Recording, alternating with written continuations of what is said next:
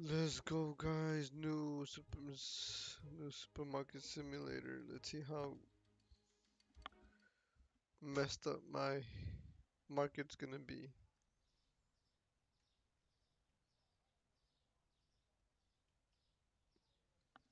Damn, the graphics. Holy moly.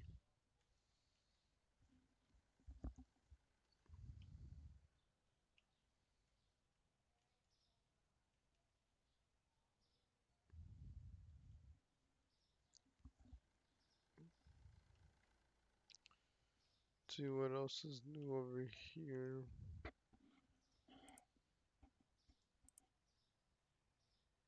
Display fridge.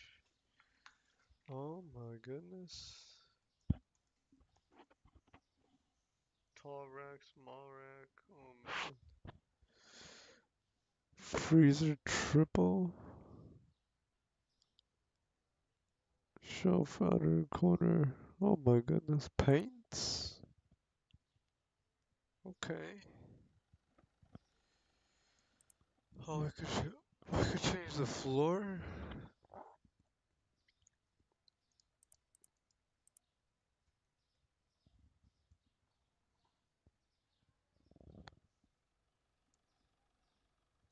That's a lot.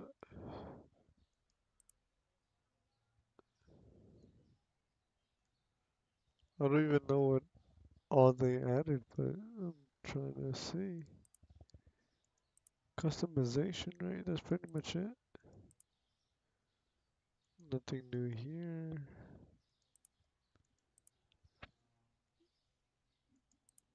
Store name, entrance position, change the appearance of the entrance. Whoa.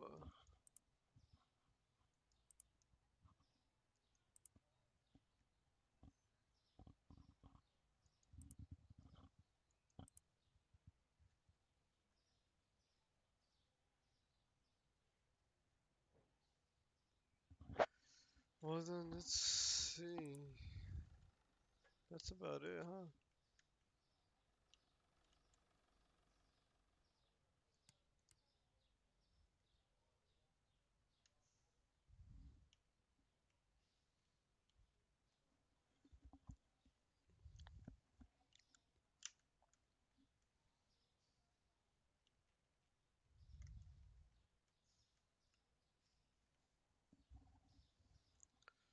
We need milk, potatoes, detergent,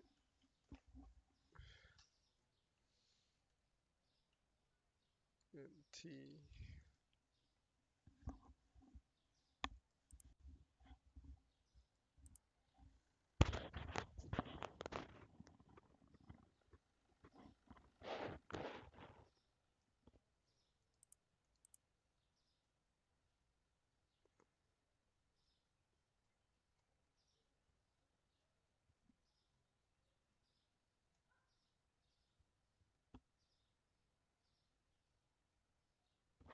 I think I missed the potatoes. Right now, my eye does not want to work for some reason.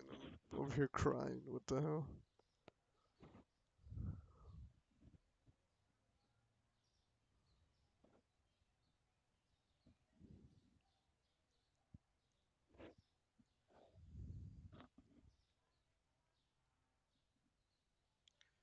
There's the milk.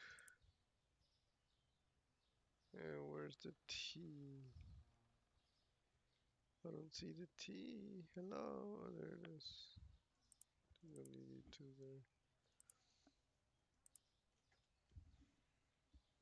I am struggling with my eyes. My eyes are so sensitive. What the fuck?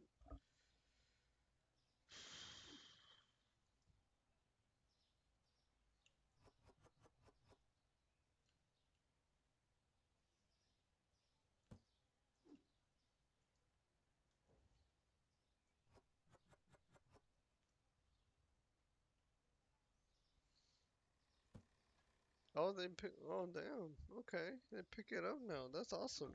I like that. All right, let's just open. Oh, my eyes. I don't think I'll be able to stream so long. My eyes. My eyes are so sensitive right now. I am still under the weather, so maybe that's it, but damn. It's annoying. Squirt video, what the fuck?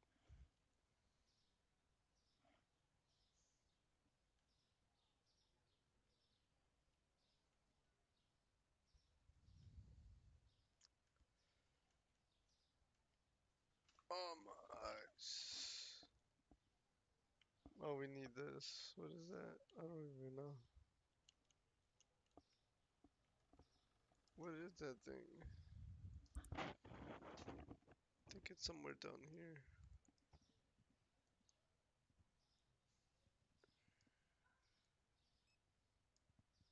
Oh, it's this right here.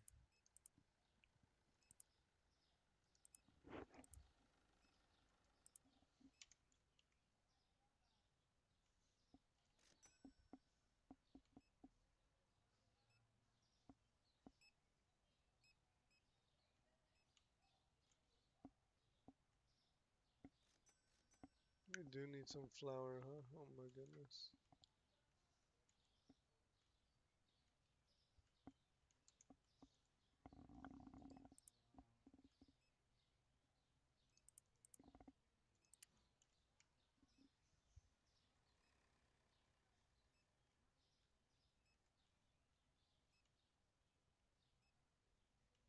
Did I not order it?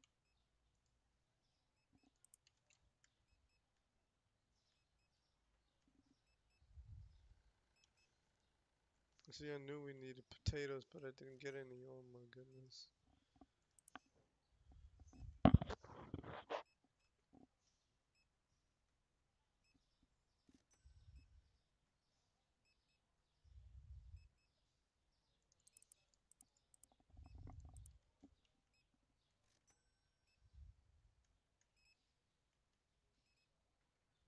Good on alcohol. Kinda, sorta. Good over here.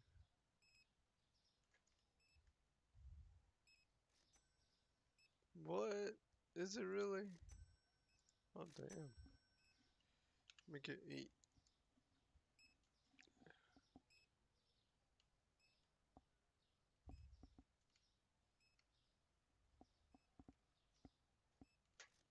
There used to be more space. Now there's like barely any.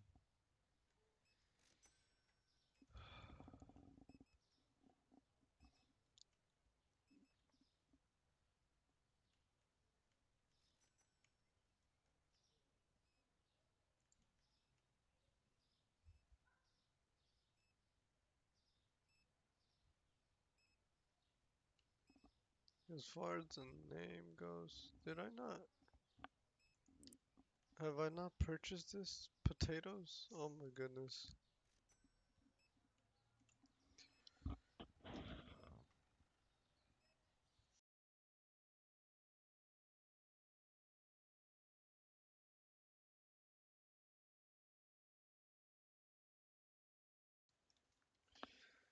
Oh my goodness, I just had to sneeze. What the fuck?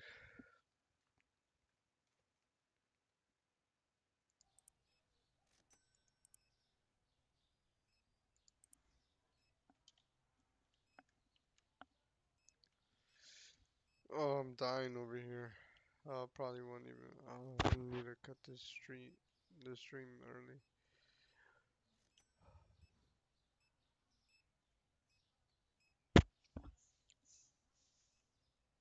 Oh,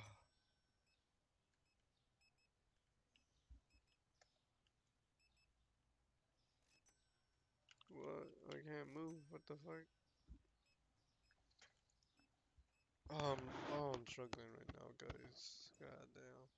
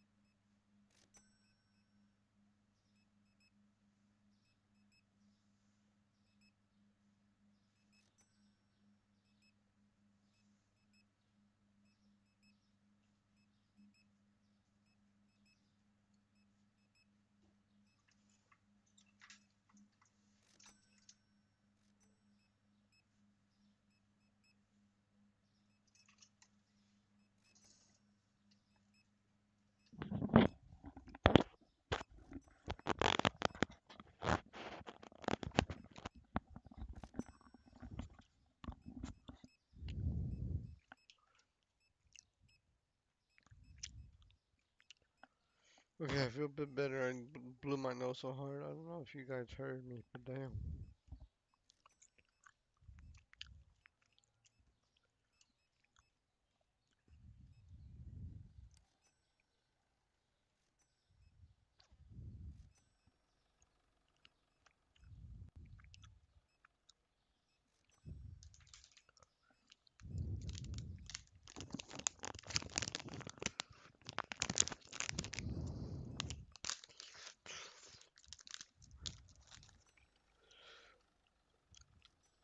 Whoa, what is this car? What the hell?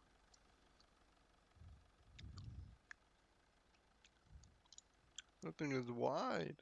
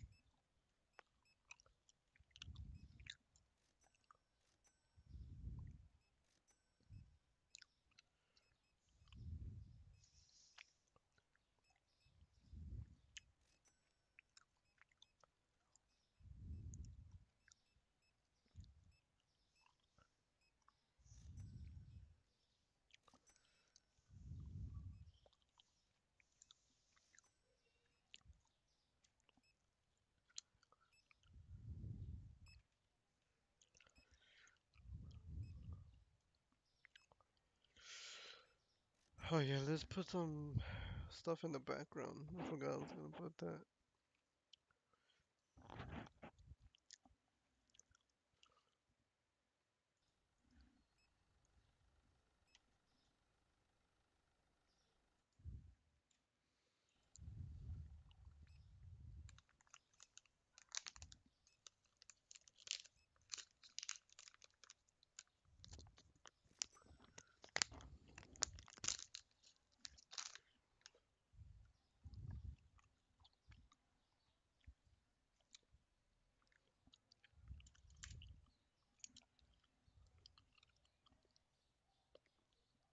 Then the profit was only $600. What the hell?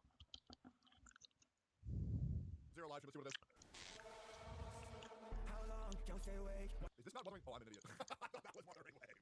I'll be real. Yeah, I will say 770 has some of the worst marketing I've ever seen so far. That or I'm just old and I don't get it. But like almost every single advertisement, almost every single trailer has been some of the most cringe shit I've ever seen. But I still really want to play the game. I'm just gonna ignore the marketing, but we'll see how it goes with this one.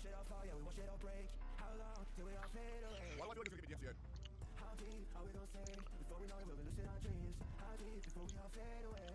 What is this music?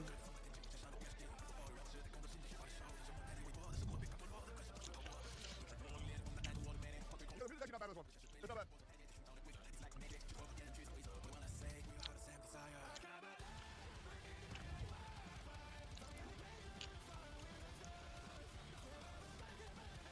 So are they just riding a train now? Wait, why is every game series taking place on a train now?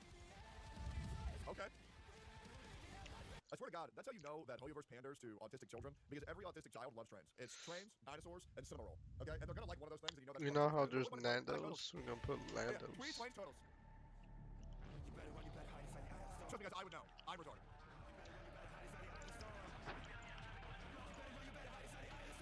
Okay.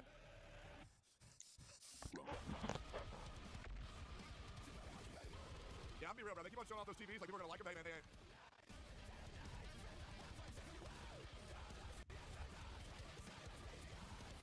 Okay. All right, great. Can we see the game? Wait. Damn, bro, he's here too? Fuck, no, wait. Leave my ass alone, man. You don't know. The fuck are they saying? Oh, here we go. Oh, we got the skip button, man. Hey, we think the choice should be given to the players. True. Good. Oh, but last time I was told, well, Hoyoverse games don't have skip buttons because the story's really good. No, bro, they're just stupid. Like, dude, just give it a skip button, man. Don't keep me locked into something I don't give a fuck about. Like, it doesn't matter how good your food is if somebody's allergic. Let us pick if we want to eat it or not. Thanks, Woo. A disaster that devours the world. Is that Sayu? What should you do if you're trapped in a hollow?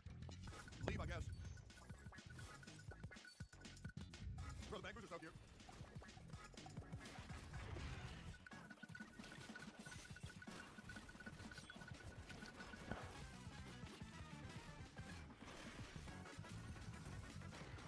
Insane. Taking Neverland. Immersive narrative. Action-packed novelty. No, not November. Oh. Welcome to New Eridu. What happened to the old one? Wait, what? 大家好，我是绝区的编剧。Okay, so I don't understand. So like, why are they wearing Why masks? did Is it the not admittedly or because COVID's still going on? Like, I'm confused. Why are they doing this? Fashion? Okay.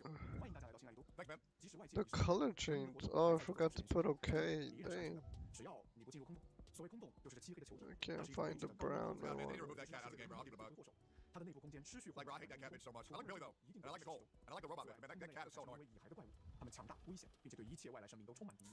Why does it do that? That's so full. I Oh saw this my image of Billy's fat goodness. fucking ass earlier, man.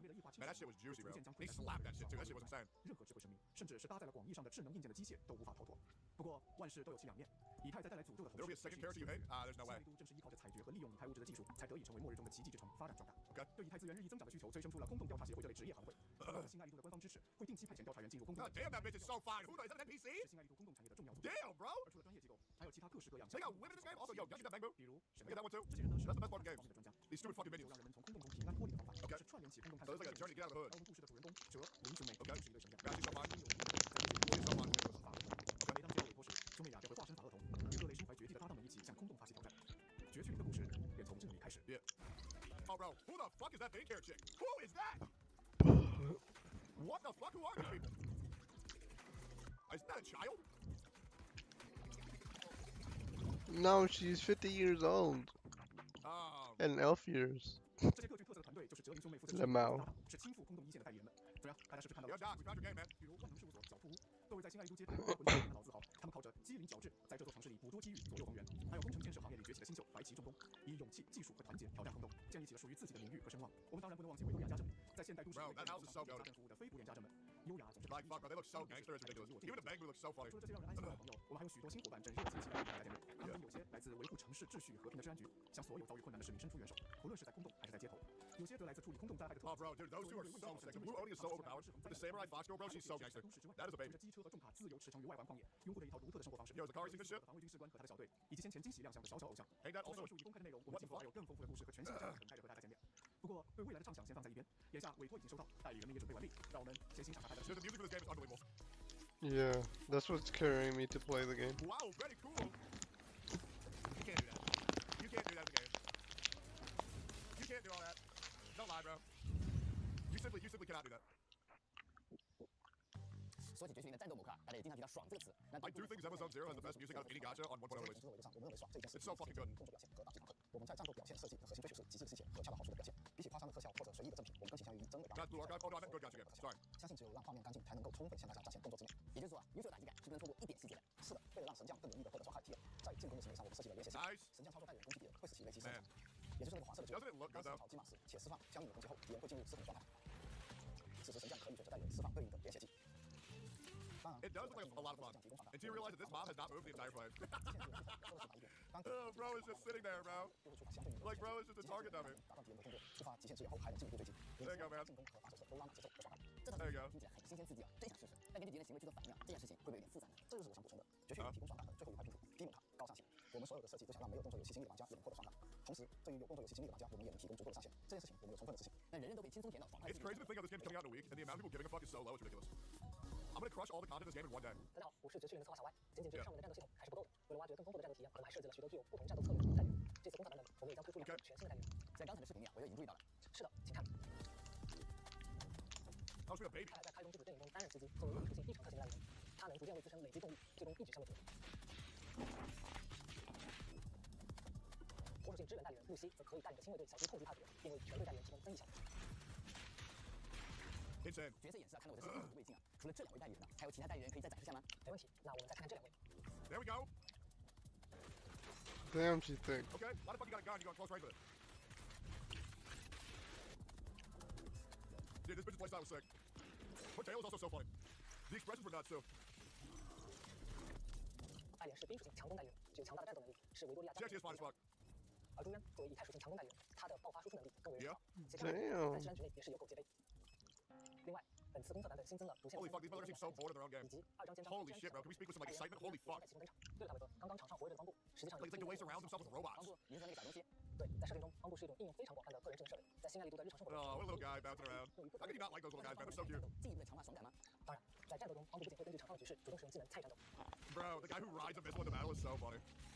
防不又可爱又能打，一定讨大家喜欢。没错，为了呈现出最好的效果， Bang, kawaii. 这个玩法也是在探讨 Bang 花了 boom. 多心血的时候，花了这么多心血，帮助还不够商业化，是有什么考量吗？没什么特殊原因，就是为了爽。哦，感觉这真的很有个性啊！不过虽然帮不可以免费抽取啊，但帮不券能从哪里获得呢？帮券主要通过游戏的活动 Oh, they're called coupons, right? 根据之前测试中神将的反馈，我们增加了对活动帮助券的奖励，希望大家 What? The players who take the soundtrack of episode What happened? wondering why it's 节目 not. 是不会歪了，大家也可以在 Wait, what? She just came through here to the back. 到时候要不要也试着开门好啊？ Let's see this guy. Oh, the same thing. Very nice. Kofi! Why are you showing this shit, man? What is happening? Am I getting an ad? What the fuck is going on? What the fuck? I get it. I feel like them making the name ZZZ is such a bad marketing strat because everybody just thinks the game's gonna be boring as 给 fuck. 心爱的咖啡店做广告。是的，我认为这是一种态度，当这趋于被放入市场与其他产品竞争时，我们希望能在大家心中留下一个非同寻常的烙印。所以我们在很多方面设计有趣性，因此每个店铺、每个场景，我们都试图以最有魅力的方式去设计。我们认为只有足够用心和精益求精，才能够让产品非常的爽。而作为创作者，我们发现这些细节能够一起大家同时，自己会感满足，大家不爽，玩家们会觉得里面是丰富的。 I think I would fuck away once if you let me. 这些变化呢， Just to say that I did it. 会引来超乎想象的重大更新。 You know? True. Just say, yeah, I did it. Why not? About the street story. 意思是游戏面貌是和上次测试截然不同了。是的，随着活动区域的扩展，不但意味着我们有更广阔的叙事舞台，也代表着我们可以给到神像更有层次的内容体验。新开放的公益广场、各类特殊的活动区域，以及主角生活。 You never beat the allegations, guys. All the allegations are 具 true. 象化的情感力。当然 Every single one of them. 但职群一贯强调内容精度，我们仍然会提供细腻动人的人物感受。我们就先从主角工作室 Random Play 的变化说起吧。 Random play 的。和零新增拉入卧室。哦，神将终于能在床上睡觉了。 Oh, you sleep in a bed. Yo, can I invite you to sleep in there with me or no? Yes, can I sleep in there with you or no? What's up? 这就睡啊？是想暗示睡觉了也会有什么事情发生吗？除了休息者功能以外，我们还进一步强化了代理人信赖度时间的代入。 Bro, she looks so fine like that. What the fuck? Bro, this shit is pandering to Cooper, bro. That's insane. 范围也不局限在2楼，刚刚我们看到的信赖度各个角落都会有类似的事件等待神将的挖掘。那是不是将来有一天啊，可以主动邀请 She's 代理 mid. 人见面呢？ Jesus Christ, bro. 这次我们 You 通 think? 过私信方式主动邀 Nah, 请。 bro, I'm the female MC for this episode 0. It's so fucking fun. What is that? Veggie tail ass PNG. We need to drive? 狗猪用在新地区龙影广 Oh, 场。 never mind. Okay. 真是一次美丽的邂逅啊！说起来啊， That is not a dating. 凡是在主线章节中已经征求代理人的公测版本都能够进行邀 Wait, 约。 you just tell me the female MC is a child? 哦，不过我还蛮担心各位神将逛迷糊了。没关系，神将们可以咨询邀请。 Yeah, shit, me too, I guess. There ain't no shot, bro. 知道 You're full 一 of 些 shit. 现在需要做的事情。 Nah, bro, you're trolling. 前面提到这次会有更多趣味性的体验，有什么可以先和大家分享的吗？在新爱丽都街道各个角落都有着等待神将救援帮助以及需要去探索寻找的塔格车。聊了这么多啊，其实我们可以回归到玩法。 Yo, Jack, hear me out. 玩法有哪些更新呢？ Bang 就 moves. 生成零号空洞这个玩法。 Right? 首先，我们为零号空洞 I'm not the only one thinking it, right? 定制了一个专门的场景。 They're so cute. 现在我们眼前的斯科特哨站，远处那个巨大的空洞就是零号空洞在游戏内真正的样子。 Bro, she runs like such a pussy, though. 震撼呢。 If I saw somebody run like that shit in real life, I'd have to smack 玩 him. 法去制作一个场景啊。 Be like, bitch, what the fuck are you doing? 除了跟 That's 进 sassy ass run. 和高额奖励这个思路以外，我们也希望零号空洞成为 Yeah, she runs like Sam. 甚至有关键代理人的剧情也会 She runs like Sam at battle, bro. 零号 That ain't a good thing, low-key. 底层的世界观，在挑战高难弱度玩法的同时，神将们也能通过它进一步了解新爱丽都过人之秘。那就让我们来看看具体的玩法吧。刚刚闪光是什么情况？我获得了强化道具。没错，在零号空洞内可以通过战斗或事件获得强化道具灵灰。 Okay. 当持有4枚同类型灵灰时，还能获得一个额外的强化灵灰。 They got roguelikes, great call. Very good call. 这个事件看上去好像不一般。随着与代理人之间信赖度的提升，在零号空洞内也可以触发空洞里的特殊 I do want to give a little spicy nuclear take here. I think out of every Hoyoverse and Kuro game title so far, I think Zone 0 has the best style and the best music. I would say that I really like their UI. It's very forward. It's very. Oh, I mean, for it's sure, regardless, yes. It looks really good. I'm actually very happy with the type of style that they're choosing here. 来专属的强化效果，还能进一步帮助神将了解 No 空洞 doubt the music 前面我 is 们看到的信赖度系统啊 top 代 tier. 理人，这个太有意思了。是的，我们原则是，不管是新爱丽都的街角，还是零号空洞内的世界， And it's all good if you disagree. I can only tell you what I think, right? I can't tell you what your opinion 为 is. 大家呈现一个更真实的世界。 Yeah, if they got some type of relationship system in this game, that'd be 这 fire. 也是灵灰吗？看这个样子，似乎和前面提到的帮部有点关系。是的，大家也可以在零号空洞内。 Like, you know how cute these little guys are, man. They're so adorable. 那岂不是意味着我们可以无成本在零号空洞内体验帮部？这的确是制作组的理念，希望我们制作出的内容尽可能给神将带来体 I 验。 don't like that. I don't like trialing bang boost. I really don't. I don't like trialing things in a gacha game. 接下来， I only want to play with what I have. Don't give me other shit. It makes me angry. I just don't like it. It makes the FOMO so much worse. It's such a. Oh, that was an ass. Damn, bro. I'm fucked up. Jesus, look at them things. God damn, you don't want to fucking play them more? Jesus. God damn, bro. They really slow you down for 8 million hours to be dodged. Yo, send out my girl. Send her out. Yes, sir. 我在想啊，绝区林主打的体验是战斗。 The main 那是不是 experience. 意味 Hold 着 up. 我在 The main experience in ZZZ is its combat. Save this as a screenshot for when somebody says it was meant to be a casual game. Yeah, so guys, go ahead and save this right here. Okay? Use my channel as a library to pull up shit because I react to fucking everything. It is casual though? Okay. Well, just know that the best part of the game is supposed to be It's its combat. casually 绝区林主打 combat. 的体验是战斗，那是不是意味着我们可以期待更高？ High level stages. Okay? This was also said in the 1.0 live stream. 规格的观察呢？没问题。 And the answer was, of course. So they said there's focus is the combat. It's supposed to be high level, And the answer was yes. So take all of these. 实际上，或许我们一直在观察上进行方面尝试，其结果就是拉力活。我们提供了更严实的观察体验。除了战斗以外，我们还尝试拓展一些场景交互工具，并且融合进需求。当然，在实际尝试时，我们 Why did it make me get a bunch of cream on the legs? 难道说这些走格子的玩法，为了有一天都会变成真实的场景观察？这是我们在观察上的追求。持续在各个维度上持续进化。我们希望在体验上给到很大自信。简而言之，就是可迭代的手感。我们会在玩法上持续投入精力，为各位选项带来更好的体验。好，感谢小白的分享。我相信绝区的同事们会不断给大家带来惊喜，让我们一起期待吧。 Naruto, Subarashi, very cool. 让我总觉得还差点什么。我懂道理，既然铺垫了这么多， Yeah, bring more motherfuckers like this dude on the left. Bro, it's hard as fuck. 我为大家带来这是个公测福利。 For real. What the fuck did that do? 这是我们为大家准备的。 I thought this shit was 100. 另外再加速80%的。 It's time for this. Thank you very much for the raid. Subarashi, very cool. 那大家觉得爽不爽？ Get my turn, Mr. Pokey. 如今还有人剩下的 You're up, mate. 我觉得还不够爽。不，我们再送80抽吧。大家说好不好？为了神将们能爽，送都可以送。 Yeah, chat, hard to the chat, Mr. Pokey. 再送80抽。 100, very 福利 nice. 到这里就结束了吧？还没完了，还有一个，还有一个。 Thank you, Mr. Pokey. 除了上面的公测福利啊，为了感谢大家今天观看直播啊，我们还准备了公测专用的兑换码。各位神将可以在游戏上页后领取，大家可以啊先。 Bro, I want a woman who looks at me like this, bro. Just with utter disgust. Why is that so hot to me, bro? Am I crazy for that? Like, you know what I'm saying? Something about that is so fucking hot. Like, what is Literally, wrong you're with me, fucked bro? in the head. Why Technically do I for like that. that so much? Am I the only motherfucker who thinks that in the shark teeth? No, I don't like that.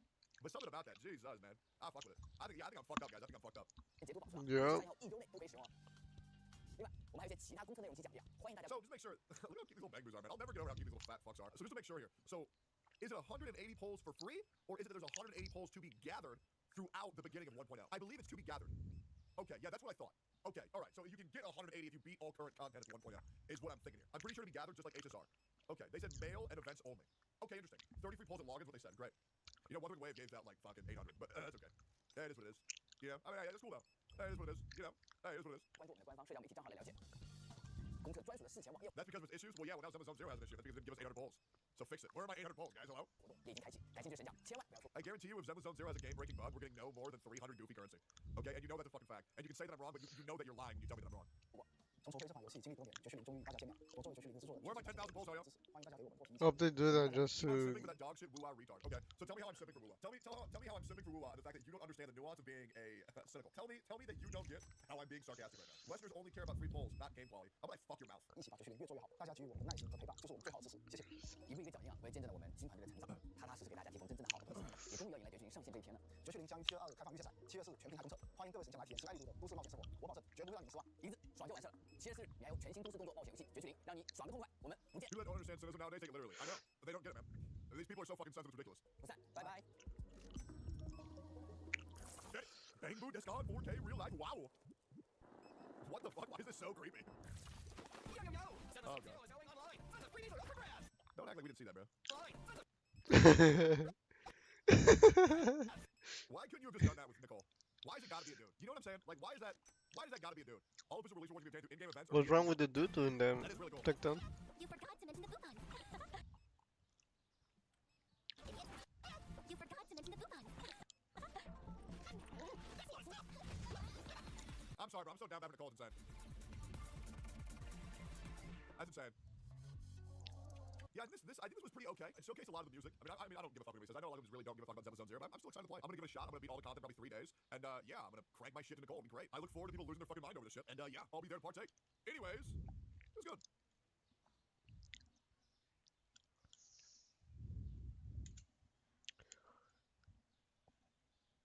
Screen mechanic. He put his soul in that where he was. Oh, so would you really want to say you consumed some of like the greatest pieces of media? Yeah, I consumed. Like, you know, for example, okay, you know what you do? You say the 4 things that we were all given. All right, okay. And then we'll figure out how to go. All right. Okay. Yeah. So Joe, what did you get given? So I was given a lot to watch, 2 to watch, 1 to play, 1 to read. Okay. So the one I read was Domestic Girlfriend. Yes. I wonder who's Connor on that one. Connor was like, Joe needs to read Domestic Girlfriend. And then I also had to read Domestic Girlfriend. so I was given to read Domestic Girlfriend. I was given to play, of course, Fear and Hunger. Me too. Yeah, same with Gaunt. Yes. And I was forced to watch the first episodes of Breaking Bad. Yes. And Joey. Okay. And Arcane. Yes. Yes. So Nice, yeah, nice. so we're gonna be talking about that later on. Connor, what were you forced to read, watch, play? Okay, listen. Okay, first of all, I have a problem with playing. I was going to visual novel, but I didn't play shit. you played Which some, visual novel? Sayo no Uta. Yep. Yes. That was me and Gaunt's combined effort. I haven't heard this fucking thing. Mhm. Sayonara Eri. Yep. Dark Side of the Moon by Pink Floyd. Yeah, You can guess whose request that was. And Domestic Girlfriend. Okay. I read 40 chapters of Domestic Girlfriend. Holy shit. Okay. Yeah, Damn. I Okay. didn't get that far. Yeah, well, I wish I didn't. We'll talk about that. John? All right. Well, I got forced to watch and play a lot of things. So of course, Joey just mentioned Fear and Hunger as well. What else did I watch? I played Cuphead as well. That was Connor's request. He asked me to play a gamer game. Good choice. Gamer game. I had to watch. Okay, so they requested that I watched the first 3 episodes of Avatar: Last Airbender. But honestly, that was more of a we're not sure what the last thing should be. So I sat down and I just had a brainwave. And even though it was more than an hour, I thought you boys would enjoy this reaction more. So I watched the first movie of Lord of the Rings. I watched the Fellowship of the Ring. You're committed. Yeah, I was committed. I was like, I think this will work better than Avatar: Last Airbender, even though it was 3 hours instead of 1 hour. So that was as long as all the other things I did. And of course, I watched Full Metal Alchemist Brotherhood, the first 4 episodes. You finally did the first 4 episodes of it. Oh my god. So obviously there's a lot of shows and games and stuff like that that have been massive memes in the Trash Taste lore that I guess finally going to come to rest. Yeah, exactly. And we can finally talk about it. And we did something special for this episode. So we actually filmed our reaction in its entirety for everything that we watch, play, listen to, whatever. So for you Patreons, you can watch like the full reactions to everything. And what do we want to start off with? We start with Fear and Hunger. I want to hear you guys' Fear and Hunger. Fear and Hunger. Okay, we start off with Fear and Hunger. And there's a lot of PPs in that game. You might notice. Yes. So if you, We didn't download the mods. if you want to watch this episode with all of those reactions like fully in the episode, you can go to server Patreon.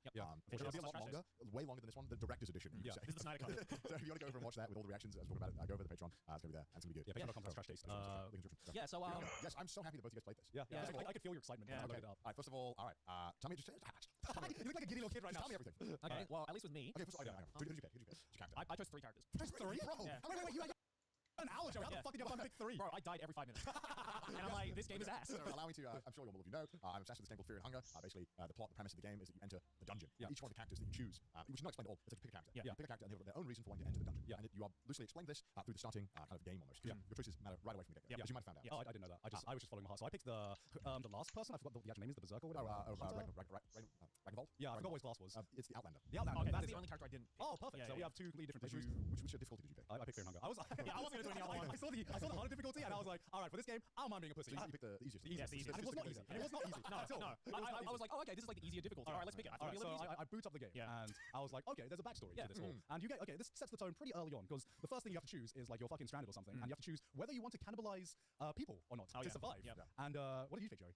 So my His characters don't have my characters don't have that? So one thing I Oh, noticed, shit. so this is why I was glad I played different characters very cool. because the way that each of the characters' stories even begin is completely different. I mean, I think in the case with is it the Necromancer? I forgot which one it was. Enki, the priest. The priest, the priest, for example, where you like the structure of the dungeon is just different from the really? beginning. Yeah. So that's why I was like, because I played the first 2 characters and I was like, okay, the map like seems pretty much the same, like in both entrances. So I was like, okay, I can kind of figure out where I'm going because I've already died 5 times here. But then when I played the 3rd character, I was like, wait, this looks nothing like the other 2 characters at all. So there's 3 or 2 different layouts that the map can be. At least the starting area. The rest of the game is all the same, but the starting area is not starting, but the castle area has like 3 layouts, I think, that are random. So you just randomly go. I guess I just randomly. And all the items are always random. Yes, I noticed that as well. Yeah. So you can't go to like the same barrel and get the same item. Oh, really? Yeah. Oh, shit. Because I remember like I was playing as the priest guy, Welcome to a and I bit got of a bunch of, like, ballistic longer equipment, which he couldn't equip. episode. Because, you know, it's a different like We're class. gonna be playing I was Risk. like, No okay, one I get that. doesn't But, you know, play I Risk just, and I'll a remember while when I back. played Me as and like the Connor other never melee played characters. Yeah. Obviously I die. I start my new game up again, but with the melee characters. Welcome I'm like, to a all right, bit I of know a exactly where like I remember exactly where like the meat cleaver was. I remember where like the helmet was, and I go there and it's like you got fucked. So, okay, this just shows what my playthrough was like, right? I lost about 6 coin flips in a row. So I immediately died. I try again. Wrong. I was like, oh, that's It's actually kind of annoying because you can accidentally cannibalize someone and not loot their items, and then you can't get the items again. you have to loot first. Yeah, Right. so that's his reasoning. And all those choices matter. So Bloodlust, unfortunately, Garth is the worst one of all characters. He has by far the worst kit in the game. He seems like he should be badass, but he kind of just sucks. Great.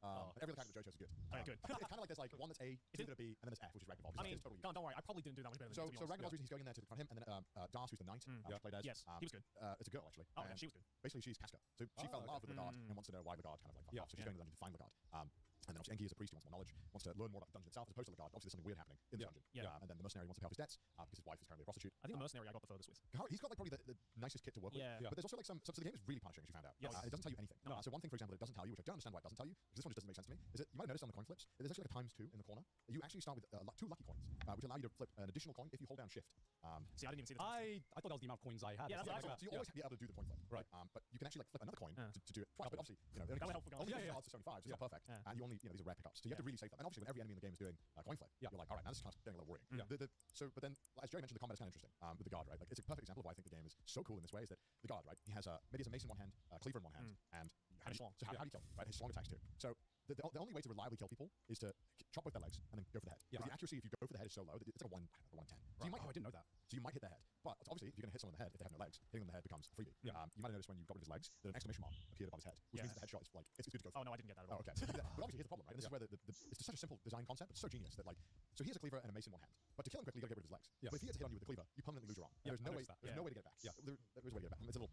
Let's assume there's no way to get it back. In an average run, there's no way to get it back. Yeah. So you're pretty much having to play around. I do not want to lose my arm. Yeah. Or because if he hits you with the mace, he crushes your bones. Yeah. Which makes you take more damage or do less damage. It's one of the other ones. Yeah. So now it's like you're like, oh my god, I want to kill this guy quick, but I don't want to die. And healing items are like non-existent. So if you die or take damage, the max healing item is like it's like a 20 heal. So like getting even hit once is bad. And on top of that, if you lose a coin flip, you'll be lucky if you survive it. But if you do survive it, you're pretty so low health that it becomes really hard to play the rest of the game. Yeah. Sorry, I'm ranting on it here. So and that's stuff that the game, all of this is not explained at all. No, I mean, which makes it kind of cool. No, I like that okay, part. okay. I definitely like that part about the game. That it is just like, you know, because like the first couple of runs I went into, I was treating it more as like a JRPG, but then very quickly I found out it is not that. Yeah. Which is cool. But then at the same time, I had that like level of appreciation of the game. I was also like, oh, that means that this game is literally RNG hell. It's all about playing around RNG. Yeah. But you can be prepared by, I guess, just having to unfortunately play the game. Yeah, exactly. So one of the things that I thought was so cool right away, and Grant fell for this, is that you're immediately in this courtyard, right? And what do? You go forward. You see the gate. And the reason you didn't see the amoebas is because Joey went to the left. I went to the left side. There's a Oh. little storage, little hole thing Next to the dead horse. that looks like a kind of like alleyway. You can show it. I totally missed that. And what the game is trying to tell you without telling you is like, look, it's too dangerous to keep going into the castle. This is the courtyard. Maybe like the Fear and Hunger. I got there. This is the first I got. Yeah, Wait, did you ever go into the gate then, Joey? The one on the right. No, the top main, one? the main. Yeah, I got in there. I also got into the door on the right with a talisman. I think. Fuck, I did not go anywhere but like the top. It's like top Fear gate. and Hunger start screen area. Yeah, I got to that area. Yeah, this is yeah. Yeah. So basically the game, the hole's inviting you to go in there. Yeah, yeah. But very quickly we realize is that you just cannot go in here. You can, but it's very tough. I got pretty far, I think. You can, yes. You can actually, Yeah. there is actually like, if you get pretty good at like dodging enemies, like, you don't actually have to fight enemies. And the way that they work is that they can only move in like blocks. I'm not Yeah, sure so I'll realize you can dodge around. This episode is sponsored by Tokyo Treats. Guys, have you ever wanted to have a taste of Japan, of what yeah. we get to eat? Well, thanks to Tokyo Treats, they're inviting you to experience Japan from the comfort of your own homes. My God, what is Tokyo Treat? Tokyo Treats is a monthly pop Japanese snack box where you will get up to 20 of the exclusive limited edition and seasonal flavored Japanese snacks, including Japanese instant ramen and drinks every single month. I mean, look how full this box is, and every box comes with a cultural guide booklet No containing way. Japanese cultural information No and explanations of way. each of the snacks, like the flavor profiles, ingredients, and even allergen information. Every month, Trick or Treat has a different theme. It's usually aligned with the season in Japan or promotion. I think I've had this. Yeah. But man, I can't say I had fun playing this. It's one of those games where like I just don't have patience yeah, you're for like, this is pain, but the more you're like in it, the more you're like, I'm just so sucked into the world. Yeah. So- I want to be sucked into the world if I could play it for more than 5 minutes at a time, you know? So I had like so many little aha moments in my playthrough. Yeah. The first part was, of course, figuring out that like after being killed by the guard for about 10 times or some shit, then I started realizing, oh, instead of trying to use bloodlust, maybe let's like cut off all the limbs first, Yeah. and then I would eventually get to the point where I would cut off the arm first, so we can't like leave my arm off, and then I would just like RNG it and just go for the head. Yeah. That's one way to say for it. Yeah. And actually, I didn't realize this, but can you search up? I don't know how many guards there are in Fear and Hunger. It's the main one. Just The main one. Guards, Fear and Hunger main guards. So can I ask something? Yeah. You didn't see the scary version. Oh, so yeah. That was like the version. That's the normal one. That's the one I fought, yeah. That's the one I fought as well. I'm just kind of having this realization now. Is that his dick? Yeah. That's his dick. That's I cool. I thought it was his tail. That's his cock. I was like, oh, his appendage is like shaking or something. I was like, I gotta cut off the tail. No, the tail's doing too much damage. So yeah, I would cut off the cleaver, cut off the tail, and then go for the head. If I get hit, I would basically just restart my run. I'd be like, all right, dead run. Right. Let me try again. But so before I figured that out, I basically just ran past them. Well, congrats, you figured out the optimal strat of the game, Yeah. which is to avoid fighting. Yeah. Basically, I would realize that I just had to avoid fighting for as long as possible. Yeah, but isn't that cool? That like the game, like it knows that you've been taught to fight everything that comes your way. That's Yeah. what we do in video games. Yeah. And so you have this game that almost never rewards you. You don't get loot. You don't get XP. Yeah. There is no reason to ever take a fight. Yeah. Like there's literally no. Because obviously we're just programmed to get a fight and we get stronger. Yeah. But in this game, you are always basically pushed to be like, do not fight. There is zero benefit to fighting unless you're fighting a boss or there are some aspects of the game that need to. But it tries to teach you really on like you don't need to fight, and also it tries to teach you like, all right, look, going through this gate is not working. Why don't you try somewhere else? But if you pick one of the harder modes, Yeah. so one thing that it's not spoiler or anything, but one thing that happens if you pick the even I think one higher up is that you might have noticed the dogs barking. 'cause you're Yeah, fighting yeah, dogs. No. Okay, well, good, because you're not supposed to beat them. They will actually, in the harder versions, go into the castle and chase you down. Oh, But they shit. won't chase you down if you go down the side way. Right. So, and I don't think telling you any of this is going to like help you much. It's kind of just pointing you in the right direction. But even then, if I told you like that, it's not going to affect. You're still going to have a really hard time. Because Yeah. again, it doesn't tell you anything. Yeah. In my first playthrough, which I managed to get to an ending, I pretty much missed like 70% of the game's mechanics. Yeah. I didn't. There was so much of the game I didn't know because it's never explained. And it was only ever like through kind of looking at my playthrough and seeing what other people were doing. I was like, whoa, what the fuck is that? Yeah. And that was what was really awesome is that I had this whole experience from 20 hours of playing the game. I thought, good job, Connie, you've done it. You beat me. And then I missed like half the story. I missed half the game mechanics. And I was like, oh, okay. So I went back to play it and I had so much more fun than getting to explore some of the other stuff. I was like, oh, this is fucking cool because the universe is so awesome. Yeah. Like the lore they've set up. What were you supposed to do with the girl that you saved from the cage? So that. So I saved her. I have no idea. Okay, so my first run, I got the first character. He learned the skill lockpicking, which was really helpful because I managed to like get through He's a doors. mercenary. Yeah, the mercenary that can lockpick. And I think it's like my first or second playthrough of the mercenary. I found a girl trapped in a cage, and it was like, oh, I can get her out. Yeah, this girl. I can get her out with my lockpicking skill. I was like, oh, sick, great. So I lockpick it, and then I got her out, and she's like, follow me. And she's like, part of my party. I was like, oh, sick, fuck Yeah. yeah. Reinforcements, cool. These will make the fights much easier. Yeah. She doesn't do shit. Literally, like she every time she hits, it's like 0 HP, 0 damage, and she's got like 10 HP herself. And I'm like, what the fuck? I went all the way out of my way to get you out, and you immediately die. So what are you supposed to do with her? Is there like some kind of like complicated shit you have to do with it, or? Okay. Or is it just like a red herring? I'll give you some surface level stuff. Yeah. There's a lot to the story that involves her. Yeah. But again, this is like how the game goes. You're supposed to beat the game on like a very surface level. Yeah. And then be like, okay, I feel confident now. Let's go and try and explore a bit more of the story. Sure. So the one thing that like is the immediate benefit of having her is that she'll take hits. Yeah. She was basically a meat shield. Yeah, because the story dies if you die. Yeah. But if she dies in your party, Yeah. you just continue on. Yeah, Same deal, right? So that's the immediate benefit. The other benefit, if you had a chance to explore a little more of the top level, is that you find a kitchen knife that for some reason is the size of like a kitchen hold. Okay. And she will hold that knife. Oh, okay. It doesn't do much damage. Yeah. But It's better than 0. you might have also, did you search the bookshelves at all? Yes. Okay, so I was Yes. gonna get to that. Right. But Joey, were you able to save? Okay, once. You say the same once. I saved once as the mercenary, which I think was the furthest I ever got. Yeah. The second time I was playing as the priest guy. Yeah. I lost the coin toss, and then the torture guy found me, and then I got tortured to death. Yeah. So which was fucking horrifying. So the exact same thing happened to me as well. So I remember like the aside from like killing the guard for the first time, like the very first aha moment that I got was tried saving, and I was like, okay, I lost the coin flip. I'm getting tortured to death. I have all my legs and arms chopped off. This is and bad. cuts his dick off as well. Yeah, and the dick, and it's always the fucking dick. I don't know what it is about this game. I'm fucking cutting dicks off, but it's always the dick. But I remember so at least in my playthrough, there was the room with the bed in it, and then there was this guy who was like running away from the Humphrey or whatever. Like So instead of saving, I basically went up a bit more, and so I had this cutscene where I went to this room and I heard footsteps, right? And then it gave me the option to be like, what do you want to do? Do you want to run away? Do you want to ambush? Or do you want to I got that as well, yes. Yeah, so I ambushed. Oh, okay, I hid. Okay, Yeah. fucking pussy. You take the fight always. Because if you ambush, what would have happened is that you would have ambushed the torturer, right? Oh. So I was like, fucking great. You fucking you kill him, and he's like defenseless as well. He's like the easiest, one of the easiest, free fight, right. the easiest enemy I fought in the game. And I was like, I could kill you fast, or I could go straight for the head. And I'm like, nah, I'm going for every single limb. I'm going for every single limb, and it felt so fucking good. Damn. And then you behead him. And so you kill him. And so I was like, I wonder if this gives me a free save, right? So I was like shitting myself because I was like, okay, I'm gonna try and save now. And then I saved, and it didn't give me a coin flip. And I was like, holy fucking shit, I have a free save. This is gonna save me so much. I checked the time, 5 minutes of progress. I was like creaming myself. I'm making 5 minutes of progress in the game. Yeah. But eventually, like I found a scalpel in another room, and I was like, I don't know what the fuck to do with this. This is useless to me because I couldn't use it as a weapon. So then I explored the bookshelves as well, and I was like, I feel like I should do a pro gamer move and read. And so I started reading, and by reading these random books, some of them were like alchemy spells that I'm sure meant nothing to me. And then one of them was like, okay, you can use the scalpel to skin enemies, and then make a fucking skin cloak from your enemies to hide your smell. So I was like, holy shit, okay. Right. So I had already beaten 2 guards, so it gave me the option to skin them. And this sounds fucking horrifying, by the way. It gave me the option to skin them if I killed 2 of them, which luckily I had. And basically, so I could just walk around undetected like every other guard. I So actually didn't know that. I didn't know that? No, I know a lot of the game I didn't know that. which is Wait, that's sick. Yeah. So I made like a skin cloak out of the guards that I killed. So that way, even if I didn't have a torch, if I was like, unless you're like right next to the guards, they just wouldn't notice you. So I got free reign to just explore that entire area. Right. And I got like all the way to like, okay, so this is going back to when I kept getting killed. So sometimes when I got killed by the guards, they would like chop my legs off, and I would wake up in this fucking nightmare. I got to that. Yeah. Like, it was like waking up in fucking like in a womb, in a vagina or something. You just been birthed, and you're just like fucking crawling around. Yeah. You're like crawling That's around, fucking nasty. and you're like, kill me, please.